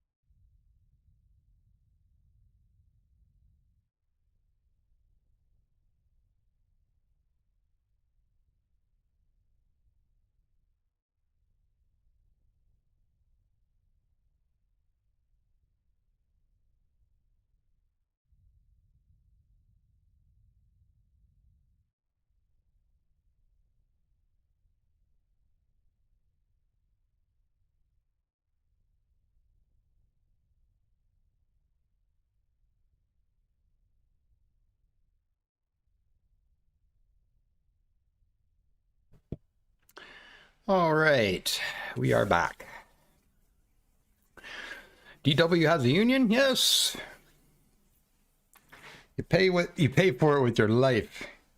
You got a game forever. All right. Anything else go on here? Hey, Christopher Richmond, welcome home. Oh, welcome back. And yeah, small ships get bonus to evasion. Okay, I think we went through all that. Okay, so anyways, let's try and get through this pre-warp thing before we finish tonight. Oh, pause. Oh, I gotta click on the window first. There. All right. Okay, so yeah, I guess we'll get you to build some asteroid stuff. Probably put one here. Catch these three. Off you go.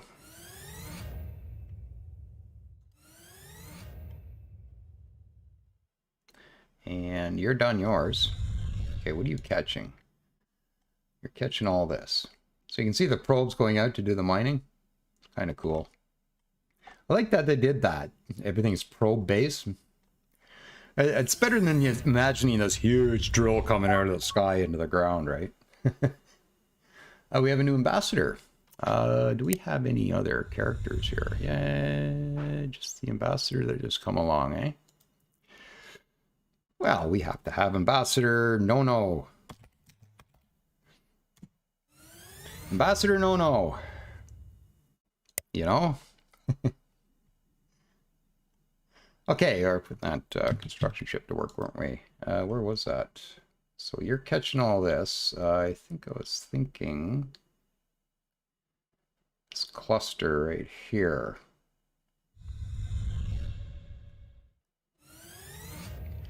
Now, these rings will actually get bigger with technology. So better mining drills will actually expand this out. So we're eventually going to catch this. So I'm not going to worry about that one. That might be a little far out to catch. I might end up... Oh, this one might catch it. That one might catch it. So yeah, more technology will actually bump this range out. So we're missing a couple right now. Not a big deal. We'll catch it later. So yeah, let's build that right there. Okay. That's okay. We'll have to get a couple. Oh. Okay, you're catching that. Okay. Looks like we're gonna have to build one to catch one asteroid. So I don't know if that's a good deal or not. Skip that one. Okay, so we'll build those out. And the beauty about those is they're right beside Homeworld. So they don't have to go far. So the flow rate on them is pretty good. Hey, 80%. Ooh, another 186 days, everybody. Oh, that money. I was actually surprised to see myself in the black there for a bit. That kind of shocked me. Oh, we're way overkilling that. I wonder if I should turn this back over to the AI. I don't think I'm doing it much justice. I think I will. All right, funding levels. Back to the AI. See if you can do better.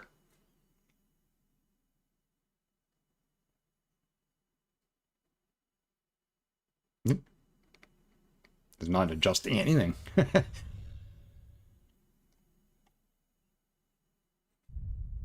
Okay, I guess I was doing all right then. If the AI doesn't want to change what I was doing, then I guess I was doing all right. I seem to recall I stunk at my role I had in the past.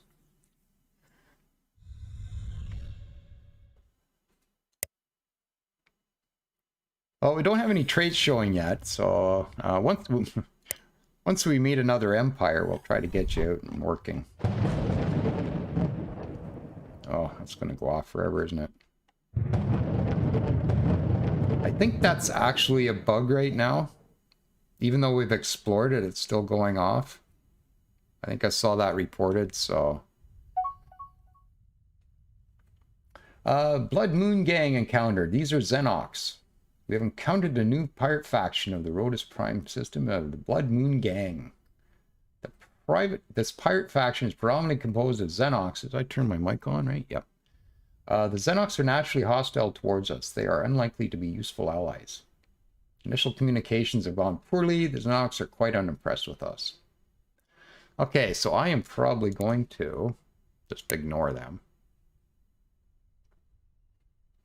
Kind of do your worst sort of thing. Let's see how we make out here.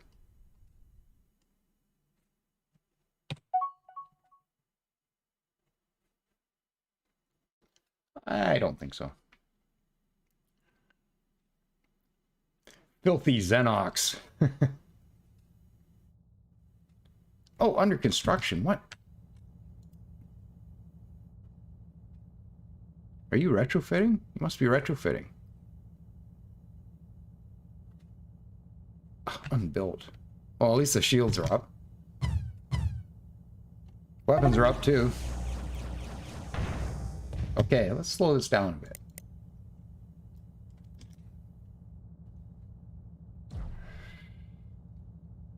Hurry up. I want that anti-boarding done. No doubt that's what's waiting to be built.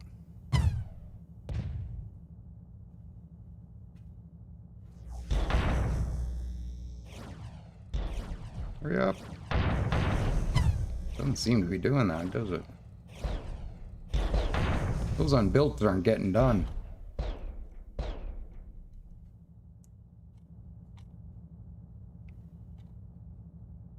I think it's a retrofit doing this.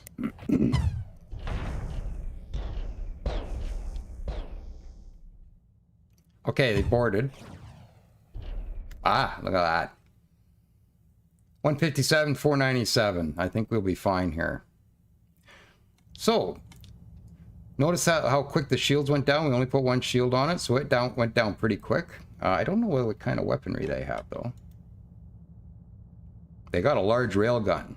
So they would have kept pounding on that, and that almost looks like that never got finished is what the problem is.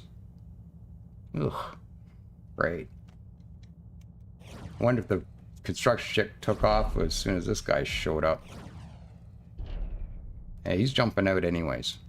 Construction ships. And they're busy now. Well, it's mining. It's functional. I think it's mining. Yeah, it's mining.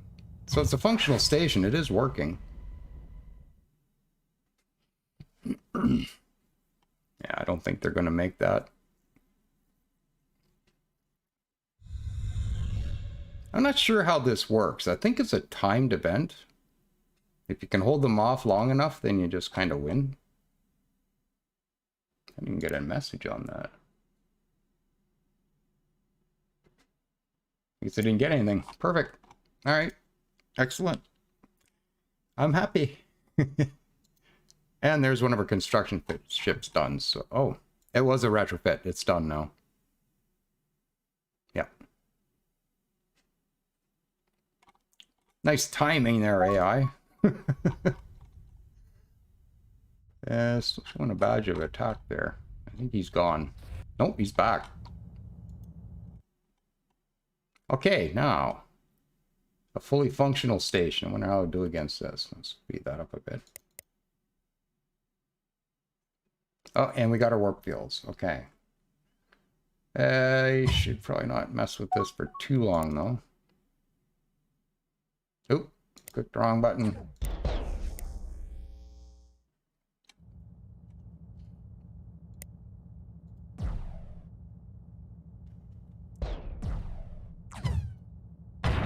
Yeah, we're barely doing anything to these ships, right? Okay, boarding again. They just keep throwing one ship at a time at us, we'll be fine. I'll be able to fight those off.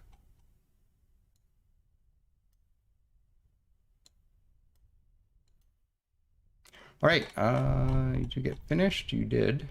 Anything else here? I was thinking maybe here. It's just one though. I'd hate to spend that.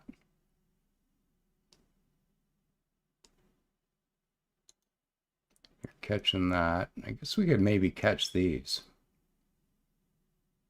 Again, low volume, but it's close to Homeworld, so go for it. And let's see how our stockpiles are holding up. Steel's looking good. We finally got polymer. Silicon we don't have any of. Tidarius, did I see that yet? No, we don't have that either. Gazing crystal, none of that. Emerald crystal. Carbonite. Argon. Oh, wow. We are out of a lot of stuff here. We got to go find it. Okay, well, at least there's lots of stuff close by. Wow, this is quite the cluster of stars, isn't it? Yeah, I really wasn't looking to roll this particular map, but I guess we'll play it.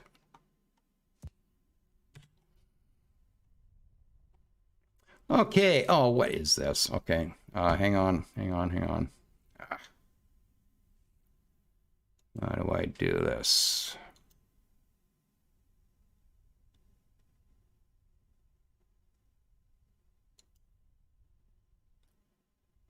Hang on, I just gotta take care of something here.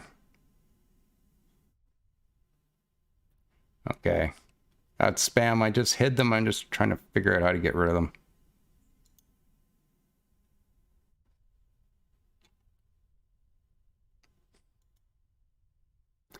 Yeah, I don't know. Do I need to worry about moderators and stuff? Put users in timeout. No, I just want to get rid of you. Oh well, anyways, I got them hidden. Sorry about that, guys. Unfortunately, that's probably come up on my freaking stream.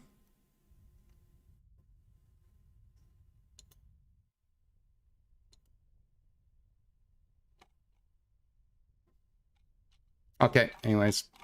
Bit of spam. Nothing to worry about. How many people we got? Wow. Okay, anyways. Yeah, sorry about that. I should be paying attention a little bit closer. Okay, let's see. Carrying on. Okay, we've been actually running for a minute. Well, I did all that. Okay, hopefully nothing much happened here. Stable warp fields, yeah, I saw that. I guess nothing else happened. That's good. Okay, so let's get our ships upgraded. So back into ship designs. And once again, we'll pick our fabricator. We'll upgrade you. And we're just going to change the name to a bubble fabricator, spelled bubble. Bubble. That's how you spell bubble, isn't it? So it's automatically upgraded that warp bubble for us. And I think I might replace that one piece of armor, if I got room, with a deflector. There. And we're a little shy on hyperdrive speed. Am I going to worry about it?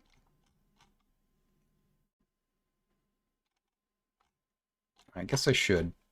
Is there something we can do with that? That puts us at, ooh, 497. Wow.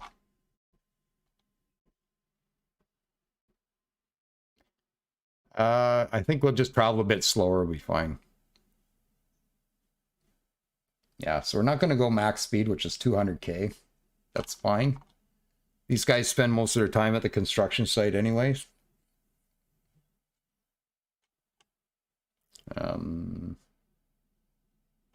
5 recommendations. Yeah, hyperdrive. Yeah, I know. Yeah. It's all stuff I know about. Cargo capacity is 800. And what's interesting too, I'm not sure about gases, but stuff like steel and carbonite and that, 1 unit is 1 cargo space. So much easier to figure out. But I think there's a some kind of condensation of the gases that it holds more or something, or I'm thinking of something else. I'm not sure. So there's all the stuff we need. And I think we're just going to call that a bubble fabricator. And we will come to Skip Guardian, upgrade you, and you are now going to be the Guardian. All right, armor, maybe a deflector. Can I squeeze that on? Yep. Oh, okay. That definitely needs a reactor. Ugh. That's tricky.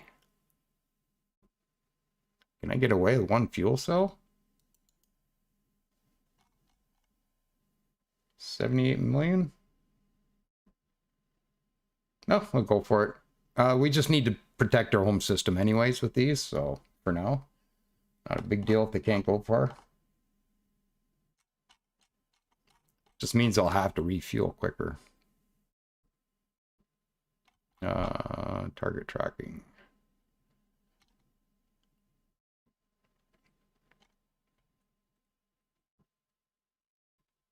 Okay, let's save. That's the Bubble Guardian done, and the Skip Surveyor, which will now be the Bubble Surveyor. Bubble. All right. Holy crap, do you need a reactor?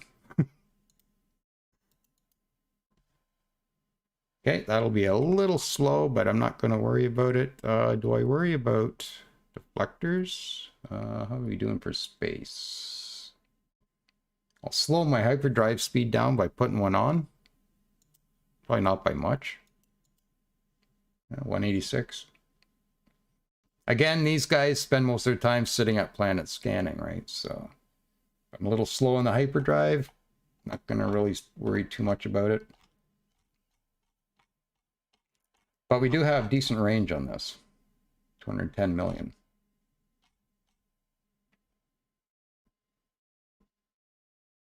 Okay, call it. Bubble Surveyor. Okay, we'll put that on manual. Lock it. Well, hello, I can't read Russian, I'm sorry. Or whatever you're trying to say there. Not sure what that is. But English, if you don't mind, thanks.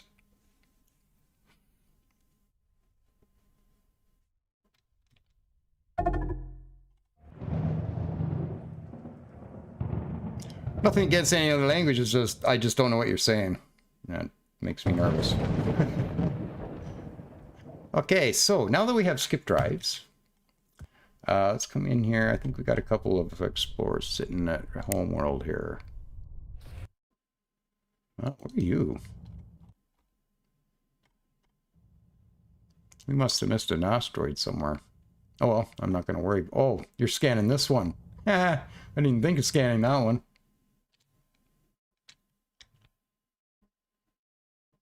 Okay, well, have a scan then. I'll upgrade these two. Okay, so we'll get those in and upgraded real quick. And I'm going to try and buy a few more, I think. I'm thinking more than that. Okay, I don't know how many I can afford, though. Cuprica, we don't have it. Oh, yeah, we got Cuprica. It's carbonite we don't have more of.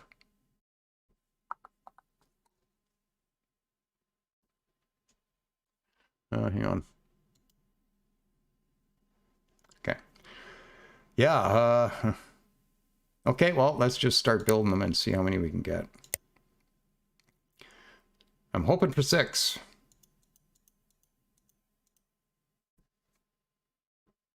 Okay, I'm going to purchase those. I don't know how many more we could get. Wow. I could get 11 more, but it's not what I'm looking for. 6 will be fine for now.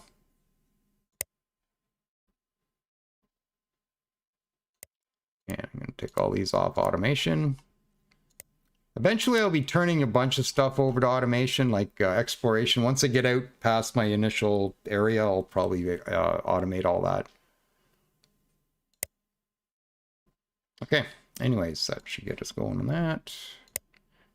Onward. So we're now researching research labs.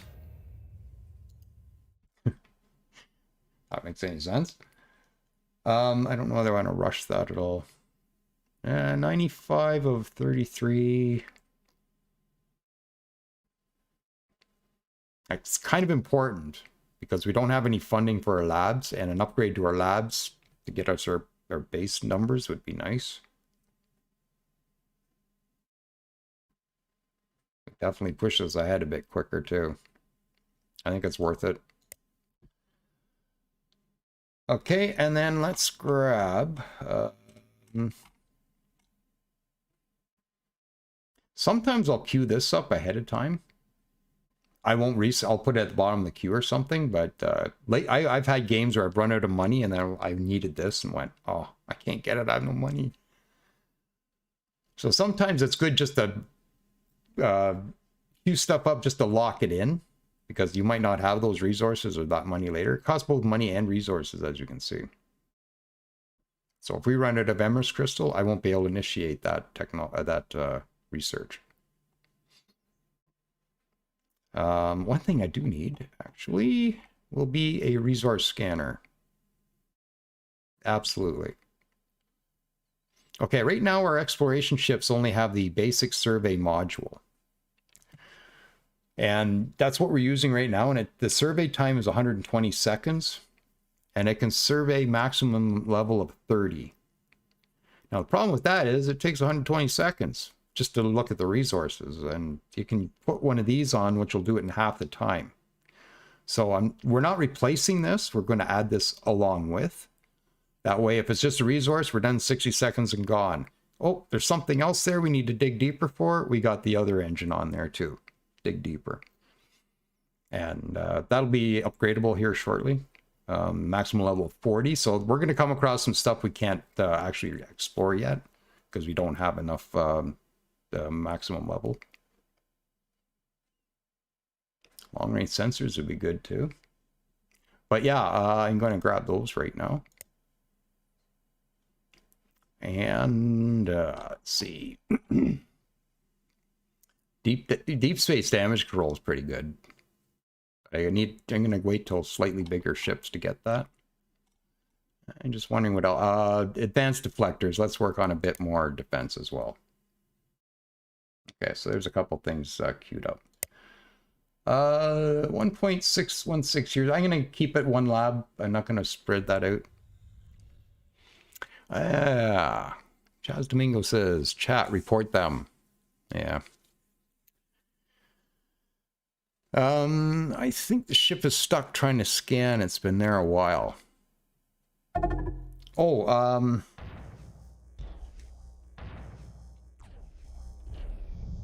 oh, that one that was here. It's quite possible. Oh, there's a pirate here too, somewhere. These guys are escaping. Yeah, it could be that could be a bug. He was just sitting there. I think I interrupted him, didn't I? He's escaping now anyways. But yeah, he's probably trying to get to that and couldn't actually get to it. I think that's actually a bug. Yeah, anyways, he's escaping. Where is this pirate? Oh, he's over here. Why are you escaping? Oh, hang on. Do I still have... Ah, okay. Maybe I'll go back to when attacked. Stop. You. I changed these earlier, so I'm going to go back to when attacked.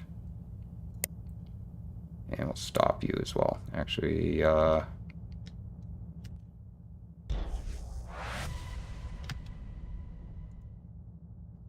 Bubble Surveyor. Oh, that's retrofitted. Perfect. Okay, you go for retrofit. So there's a Bubble Surveyor. Our first extrasolar spacecraft. Oh, which way to go? So many choices. Oh, we'll head this way. You're still being constructed. You're done. You're a bubble surveyor. All right. Full of fuel. And we'll go this way with you.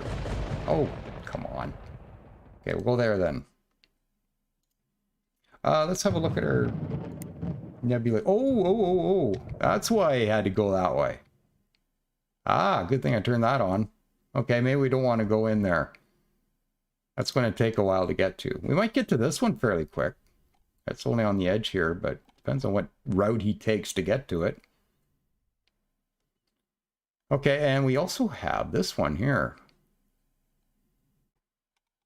Okay, are we facing north? I just want to make sure. Oh, no, we're not. Okay, there's north. So yeah, first thing you want to do is get your bearings out here. Find out which way north is and then work from that. It'll get really confusing if you don't. So these are up here now. Okay, so I'm going to make sure I know that. I can leave these circles on. Maybe I'll leave them on for now. I just think they look ugly. I think it looks more, oops, a little more natural looking at it like that. But I guess for practicality, we'll leave them on since they're right beside us. Okay.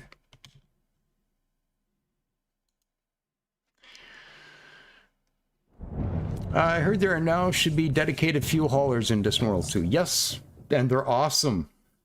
You know how many problems I've had with fuel over the years? These things are amazing. You attach them to your fleet and you just forget about them. They go around, they find fuel, they bring it, they fuel your ships. Sometimes you have to get your fleet to like sit still for a bit so that they can actually catch up and get the job done, but then you go off and do something else. You don't have to keep running back to fuel spots. And I think that's what half of my playthroughs were, just running for fuel. Okay, Forbidden Deal is the next one off.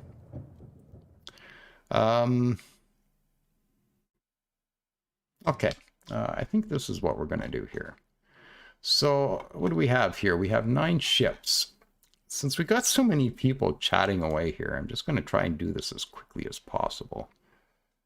I might just try and cut and paste a few things here in. No. Did that not copy? I guess not. Copy. Why isn't that working? I guess I can't really paste in there. This is going to be difficult. Okay, I can't paste in there, so we'll do it this way. I'm just going to put some usernames in. 1313, I think.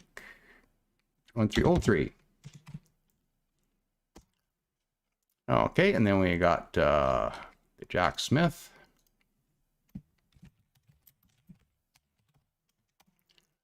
And then we got the Scott Collins. That's who else? And then we got Jack Smith already. And I'm sorry, I can't type in that Russian name. I don't know what those characters are. And we have the Chaz Domingo. And we'll need the Robert Snow. Oop. And who else we got? Well, I'm not using the one I just banned. Have I used Christopher Richmond's name yet? Am I done? I might be done. Oh, Christine Hope. Christopher Richmond. Am I spelling this right?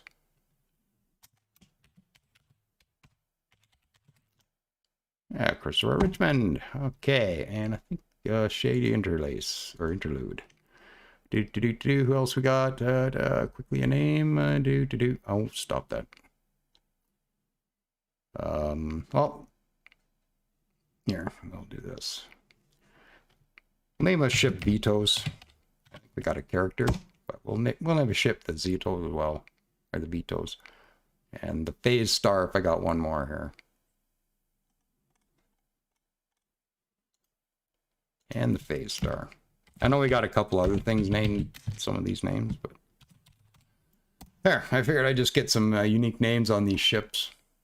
All right, cool. Thanks.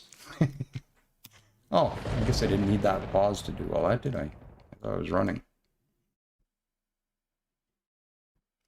All right, let's see, 2761, we made it out of our system. Still trying to get our explorers out and about. Okay, full of fuel. And maybe you come down there. Ooh, a black hole.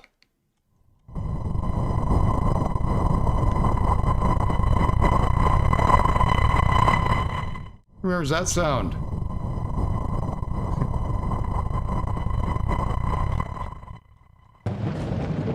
Yeah, a little bit of a throwback to the original.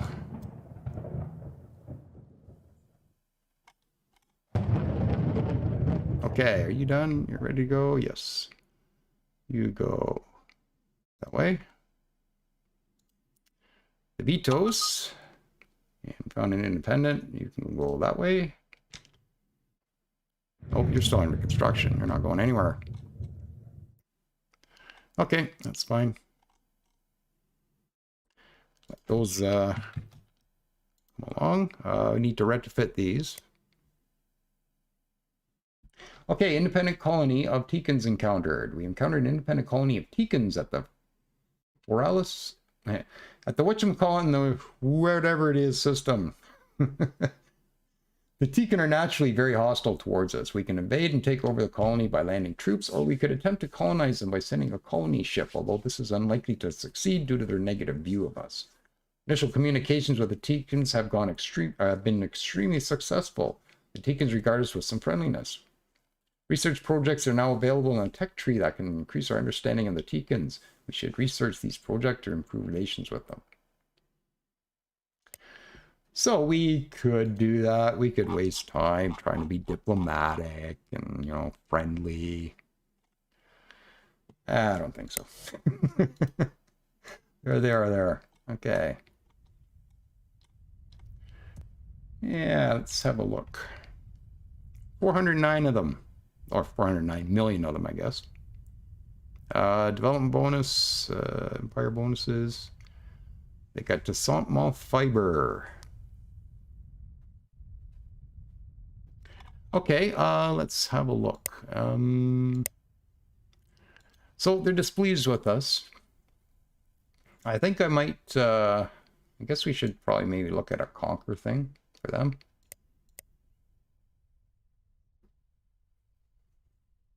Invade them when able. Rodents. I think reptiles eat rodents, don't they? Yeah, we could assimilate them. Yeah, we'll go invasion when able. Here. Yeah. Come on over for dinner. All right. What else we got? Or paused again. I have a habit of pausing. I really do.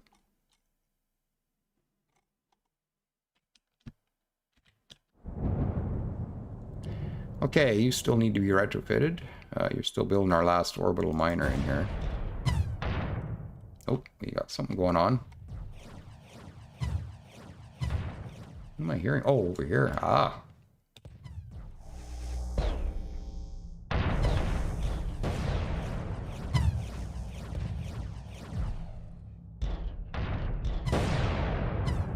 Ooh, something went boom. One of our freighters, probably. Explorer done. I hope that was one of our explorers. Did I just get a viewer killed already? How many do we have? I had 9. I built 6 more. I still got them all. Okay. That wouldn't be anything like I would do, would it?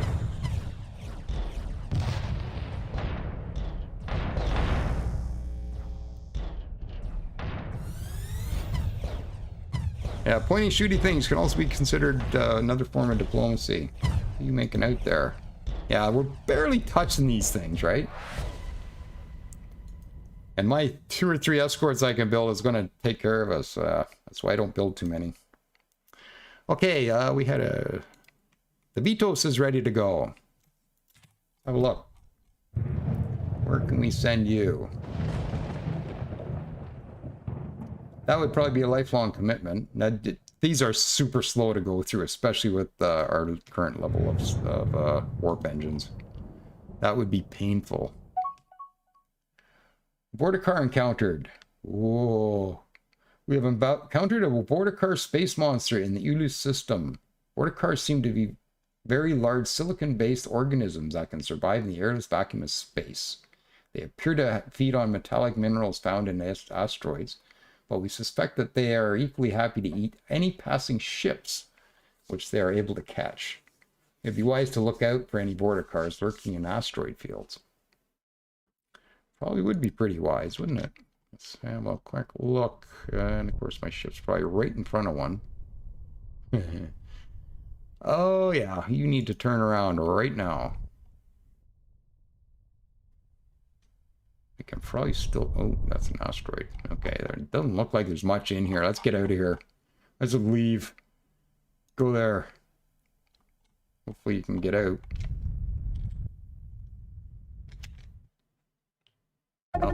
Oh, he's noticed us. Here he comes. Run, buddy. I'm gonna call you Tess. You're about to get shot at here. Move. Hang on. Let's maybe change your to nearby. Okay, escape. There you go. Run, buddy.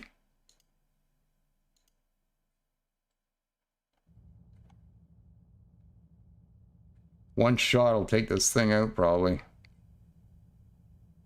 He's jumping. Yeah, he's going to get out.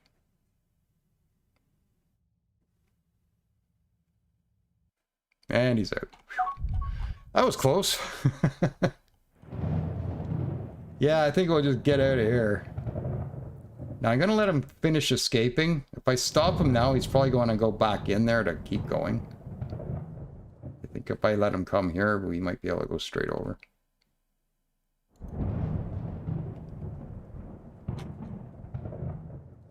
Okay, the Jack Smith is ready to go. What direction do we want to go in? I'll come over this little cluster right there. That's... yeah.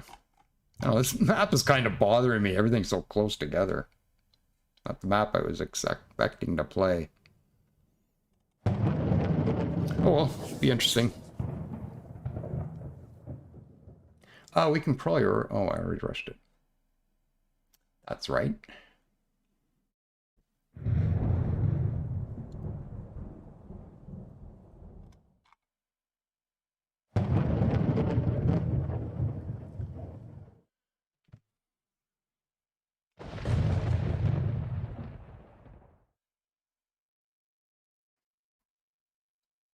Do we have any spies yet? Yes, we do.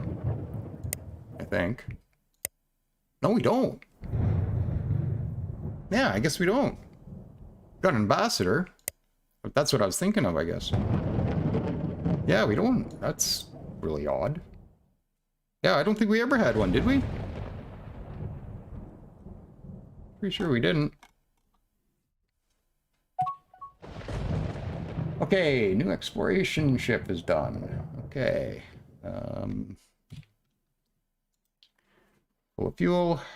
If you're picking the ships out of the construction yard, like right like this, leave construction yard, if you're pulling them out right away to do stuff, check they have fuel first. If your spaceport's out of fuel and they're empty of fuel, even you don't notice, you send them limping out here with no fuel.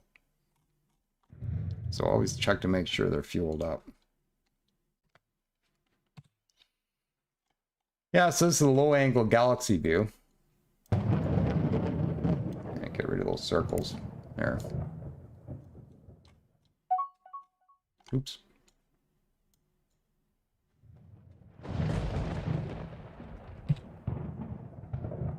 Wow. I did crank creatures right up, didn't I? Look at this. Holy crap. Okay, you can get out of here. Yeah, we'll just leave. Nothing really to see here. Well, I guess there is. I might be able to get this system done, though. I don't know why they're out here. I might try to do this system regardless. Oh, there's nothing in here. Oh, there is nothing in here. Okay. Oh, I see. It's because it's so close to this.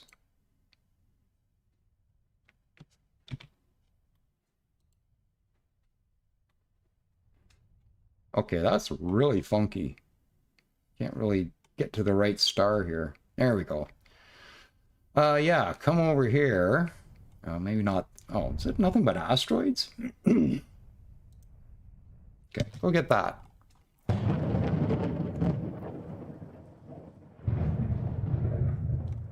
So that's the Jack Smith. We're kind of doing the manual thing with him right now.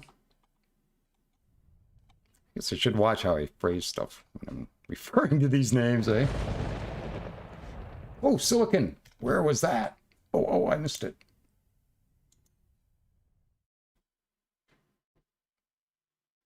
Can I get to it? Where did I find it? Okay, well, there's another way to find out. Silicon. Oop.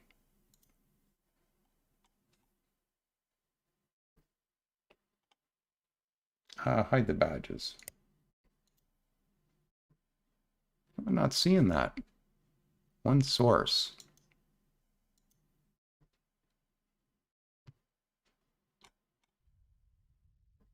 Not in there, is it? No. Can't be. What's that source of silicon? I'll put the badges back on, I guess. Here, go detailed.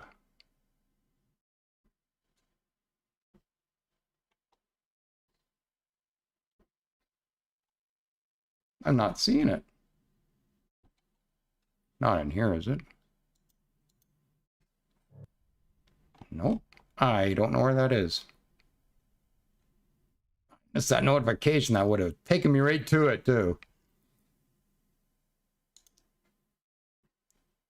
Oh, well, anyways, maybe I can find it here. Nope. Emerald crystal. That might be a good one. What's in there? Not much, but at least there's that. All right, do we have a construction ship ready to go? We do. Build that. Man, where is that silicon? I guess it'd probably be right where the Explorer is sitting right now. Oh. Okay, I guess I won't look for it much longer here. Or it'll show up eventually, I guess. But we need it now, that's why I want it.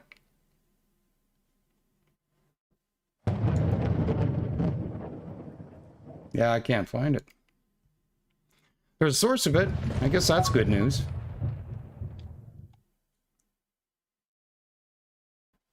Found Tiberius. Excellent. Okay, we need that. And new explorer. The Scott Collins.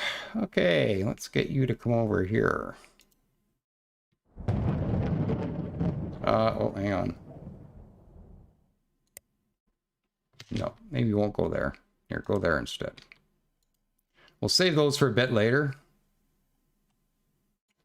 Because we definitely need some better... Well, we could probably get the one at the edge here, but... It's probably not worth it. Oh, chat. I gotta look at chat. Turn the system into a zoo. Great for tourism, yeah. Yeah, no says no spy, no. You think one got killed? Do we have one? I can't remember. I've started so many of these games in the last few days, I'm not sure. Research lab's almost done. 99 days left. Oh, Christopher Richmond's finished. Okay, that's that. Let's see, where can you go next? I guess come over here. Nope.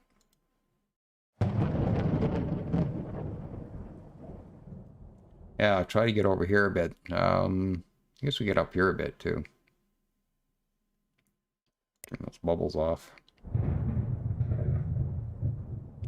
Yeah, she's a pretty dangerous little neighborhood, I think. There's at least 4 of those in there. Oh, man.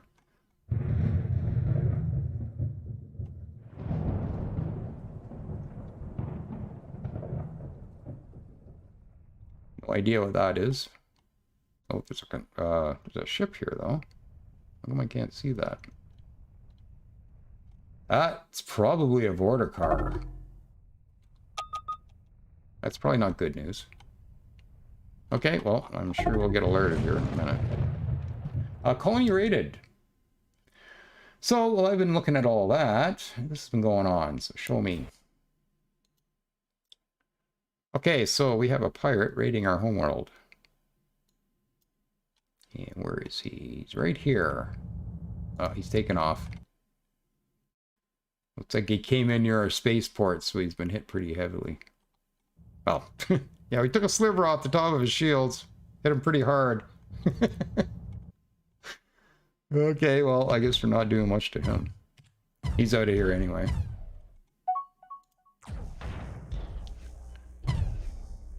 So we should be able to defend ourselves against this a lot. Yeah, so most of this defense strength is coming from the population. So they kind of picked up their pitchforks and are helping out, right?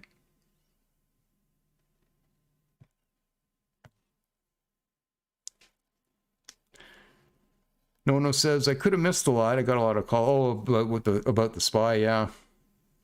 I honestly can't remember for sure. I don't think we did. Oh. Oh, they completely raided it. What?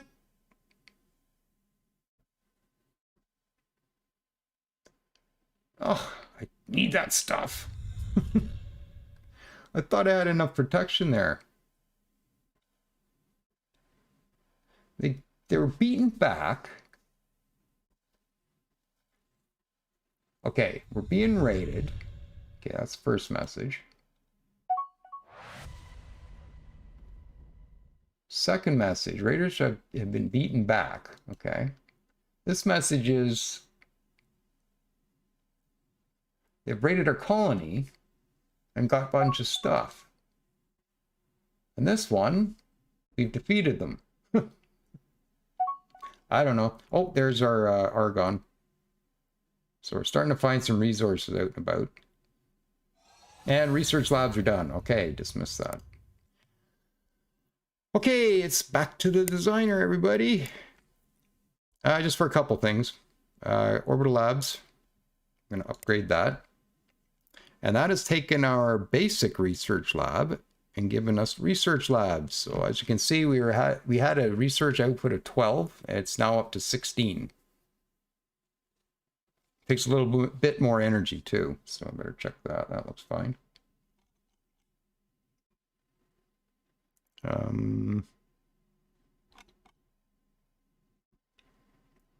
Guess I could give you target tracking. Why not? You got weapons. Might as well be better at using them. I don't know if there's anything else I want to put on this. I can only have 2 research labs. There's 60 in size, and there's only 2 slots here that have 60 space.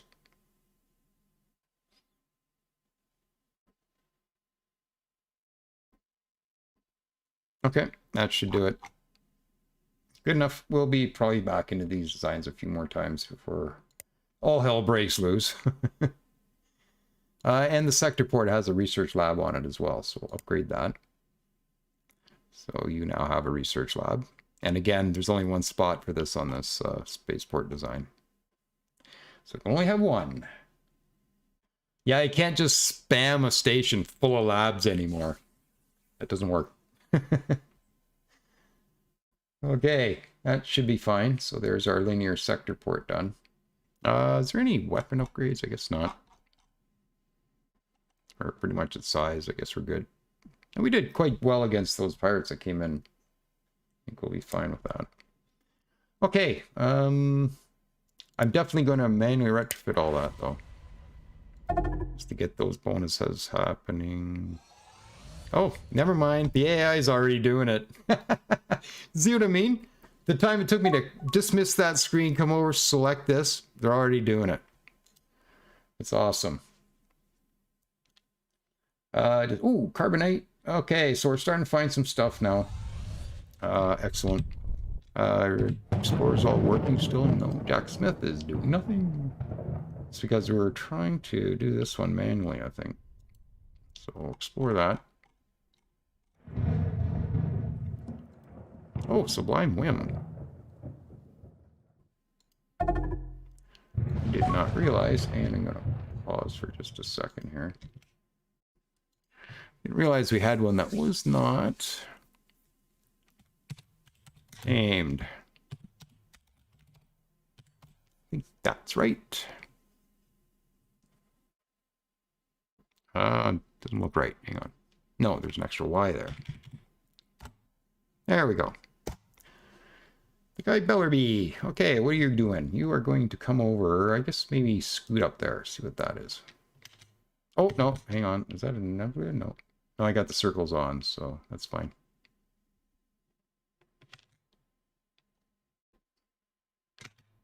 How come this isn't... Okay. She wasn't unpausing.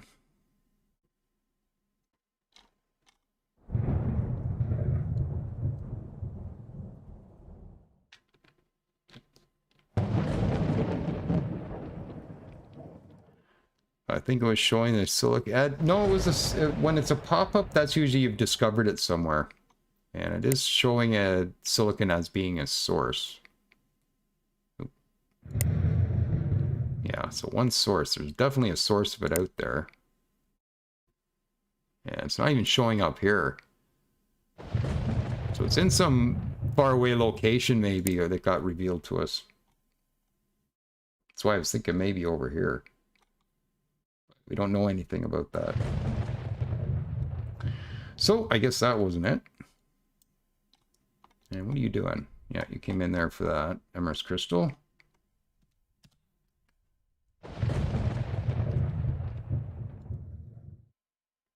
Okay, well, let's go see what we can do here. More fuel would be nice, but not critical. I think the carbonite is kind of... Oh, look where it is! Well, there isn't a lightning bolt right beside it, which means it's just in a system with the border car. It's not by the border car. Ah, there it is. Carbonite. Right. We will grab that. Huh? What is going on here? No mission. Build. Oh, orbital miner, yeah. Go.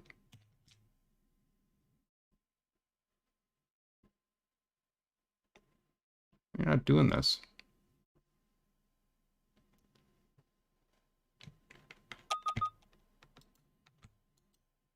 Okay. Anyways, encounter another pirate. It's another Mortalen. I can't afford to pay any more, though. I generally pay 2, maybe 3 if I can afford it, but I definitely can't afford it, so I guess we'll just let you do what you do.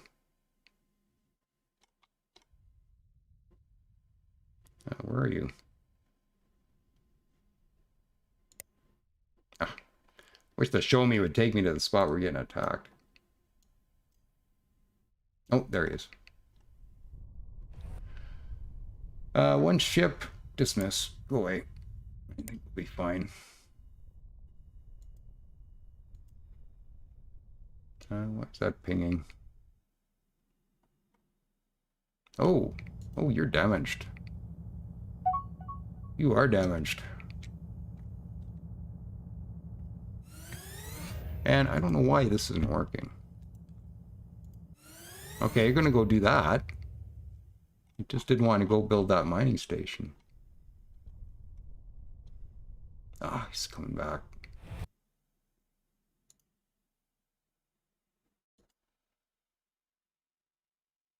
He's coming back. Oh well. Let's have a look at these guys. -5. They're not doing bad with you. We're still going up. I guess we'll wait till we hit a resting point, which I think is going to be 10. And then we'll see about maybe enhancing that if we can afford it. And drilling crystal's been discovered too. I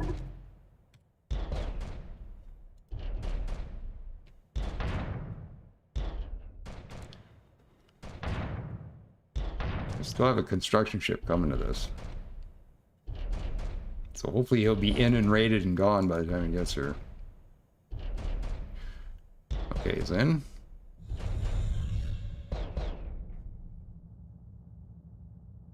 Come on, go 8. There we go.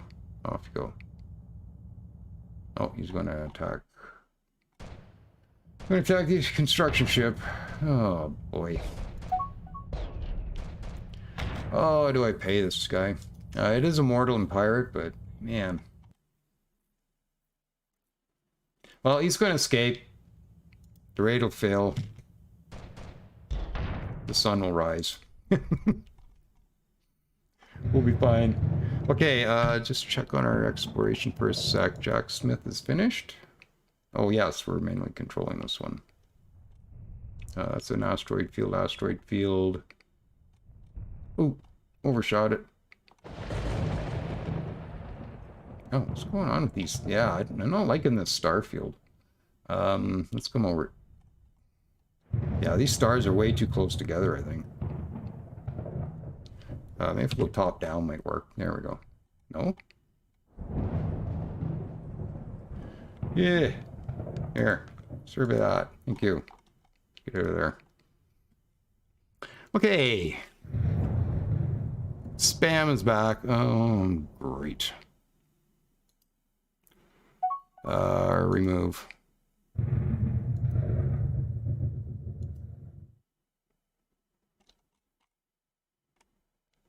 How do we get... I don't see any way to ban them.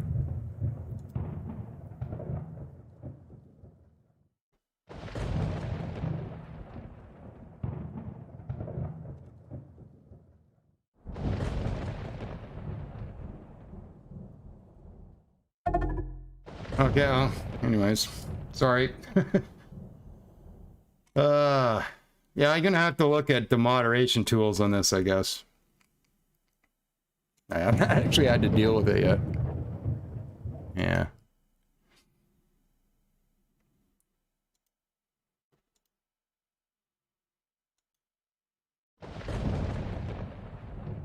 No, I'll have to figure that out. Okay, I'll do some research on that tomorrow. Just that stuff's gonna show up on my VOD now. That kind of bothers me a bit. Okay, let's get these guys moving. I'm gonna pause for a minute because I know stuff's been flying by me. So you go check that out if you're done in here. Oh, you ran. Where'd you run from? Oh, go in there. Run in there. And the Christopher Richmond. You're finished in there. You can come down there. Okay. And I got both construction ships doing the thing. Let's see if we can get that one station. Oh, he's still there.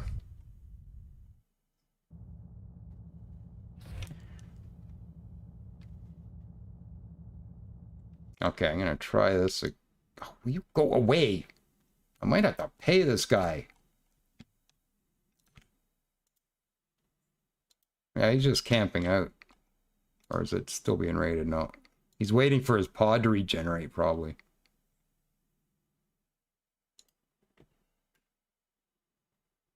Okay, well, the easy way to deal with this is just to pay him off. Bye-bye money! Okay, so we'll get that repaired. Are you gonna go somewhere? It's not getting a hint to leave. Go home! Don't you hate those people who drop in and just never leave, right? Alright, so explorers are going. Still got you to put to work. Let's have a look at our resources then. Silicon, still one source. I'd like to know where that is. You've got some. I don't know where you were, though. Oh, that's a construction ship. He picked it up to go do the build. Yeah, I'd like to know where that is. Okay, well, we'll skip over it for now. Argon. Where is the argon? Let's click on that. It's in here. Yeah, so if you click on this, that's what I was doing. I was clicking on the silicon and looking for that circle, but... Oh, is that it? No, that can't be it. So yeah, that's the kind of the circle I'm looking for, but I don't see it for the silicon. Oh, that's fuel anyways. Well, we might as well grab it. I will take that. And there's already a mining ship here grabbing some of it. Sure, go for it. Hey, Viper Dave, how are you, man?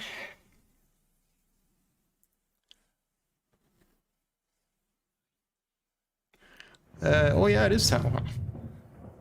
This game, man, it sucks you in. It's time manipulation software. It's not a game. It's time manipulation software. I swear, it feels like I just sat down at 6 o'clock. So yeah, okay, 58. What are we up to now? Let's maybe just try and wrap a couple things up here, maybe. We are spreading out. We haven't met anybody yet. There's got to be more in this core. And then I'm guessing there I would say maybe there's six or seven maybe scattered around the edge. Maybe in various other places. A couple more. I'm guessing there's at least 3 in here somewhere. And exploration ship is under attack by a Gravelix. Where are you? You're coming. How much time you need? I can't get a time reading on that. Oh, he's gone. He's off to a new location. He should be okay. But he jumps quick. And there he goes. Okay. Alright, he's safe.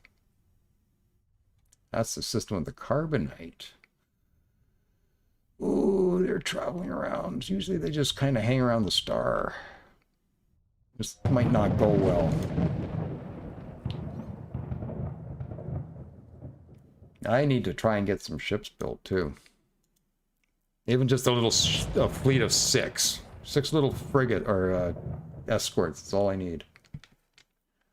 But these are resource levels. So let's have a quick look at that. And we'll wrap this up. How are we doing? Cuprica, a bit low. We got a source of it. Argon's holding up. We must not be using a whole lot of it. Silicon, that's a problem. Still got some. And Tidarius, I think that's kind of easy. So silicon is our big worry. Argon, we know where that is. So silicon is our big worry right now. Yep. So we got to find some silicon. We'll do that next time.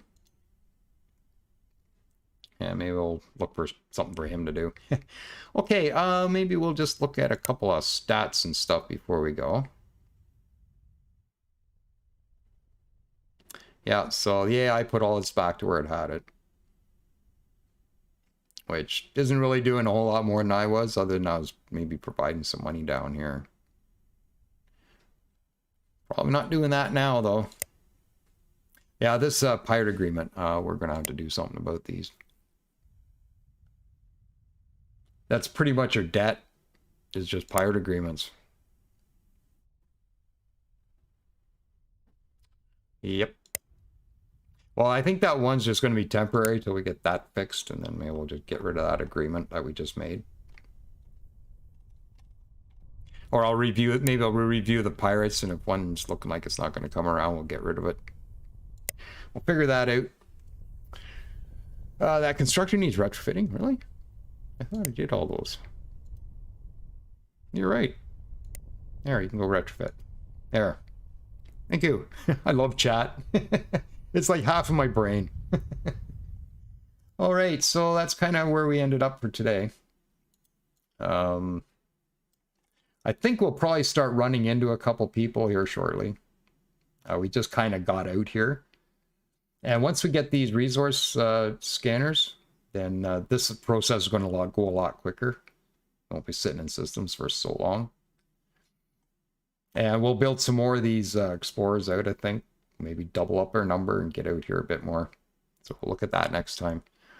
Is there any score screens other than this one? It's not going to tell us much, though. Yep. Zeros. There's a whole bunch of zeros, everybody. Enjoy. Yep. Got a little ways to go.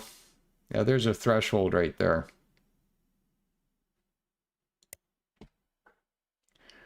Yeah, well, check this out. Save game. And we will just go... Let's close YouTube. Okay, remember how long it used to take to save the game? Done. Remember sitting here for 5 minutes watching that galaxy spin around? Not anymore. When's the next episode? I'm going to go nightly for now, I think. We'll probably back off to every other night once things settle down a bit with this. I'm not doing anything right now. That's why I decided we'll go nightly. I'm not working. My job ended about a month ago. So,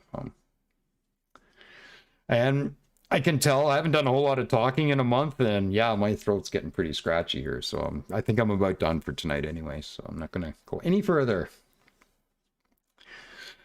And Nick Baker, great to see you playing Distant Worlds 2. Been watching your stuff since I bought it in 2014. Oh, that's a while ago. I think my channel started in 2012. I think. Or maybe it was 2013. No, I bought the game, originally the game in 2012, and I started YouTube in 2013, I think. I was the first one on YouTube to micromanage the game. I remember that. Everybody's like, what are you doing? And like, yeah, I know I'm not right. Yeah, I'm just out of it. yeah, those are the days. So yeah, anyways, I hope everybody enjoyed this. This game is going to be something. And just remember, this is the baseline. They're building it up from here. So yeah, there's only 7 playable races right now. I don't know whether anybody even noticed, but there's no orbiting bodies. Okay, the planets and moons don't orbit each other. So that's gone away. But what we did pick up was spinning planets. It still feels like a living universe, even without the rotating planets. And it hasn't been ruled out that that won't be back, but I'm thinking it'd be like the last release of the series. They would, and they know how much overhead they need for to finish the game, and if they have the overhead to actually pull that off, they might implement it. But I think there's really no need. I think it's fine. I'm not really missing it. Nick Baker, nothing better than full manual Distant Worlds universe. Yeah, well, it's semi-full manual. I got a few things automated, taxes and funding levels, stock levels. Once we branch out to other colonies and that, we might adjust some of these automations, but for now, we're just going to go with it. And JK Sakella, wonderful. Thank you for the stream. Looking forward to more. Take care and have an excellent evening. Well, you too. Thanks everyone who dropped by. I'm not sure what our peak. Can I get that info? We had, right now we have 35 concurrent users, but I know it was well over 50. I'm not sure if it shows us. Oh, there we go. I got my microphone right in front of this monitor. So 58. We got up to 58 today. I was really trying not to look at that number. I suffer from anxiety, so I mean, I really should avoid looking at that number, but I don't know. I seem to do okay doing this. So anyways, I guess we'll wrap this up and we'll end the stream, and I don't have any kind of a graceful exit prepared or anything, so I guess I'll just shut it down. So yeah. All right, awesome. Thanks for stopping by, guys, and thanks for the super chats. Just let me go back up, or whatever they're called. I don't know what they're called here. Vitos, thank you. Phase Star, thank you. I don't know if I can scroll all the way back up. No, thank you. Plump Helmet, thank you. And I think that's everybody. Not quite. I didn't get through all the chat, but I think that was all of the donations. Guy Bellerby, thanks for the stream. See you tomorrow. Yes, 6 o'clock again. We'll go 6 o'clock every night. I might take the odd night off here and there, maybe a Sunday or something. But we'll see how we go. Ian Jackson says good night. All right. Have a good one, everyone. And thanks for stopping by, and we'll pick this up again next time.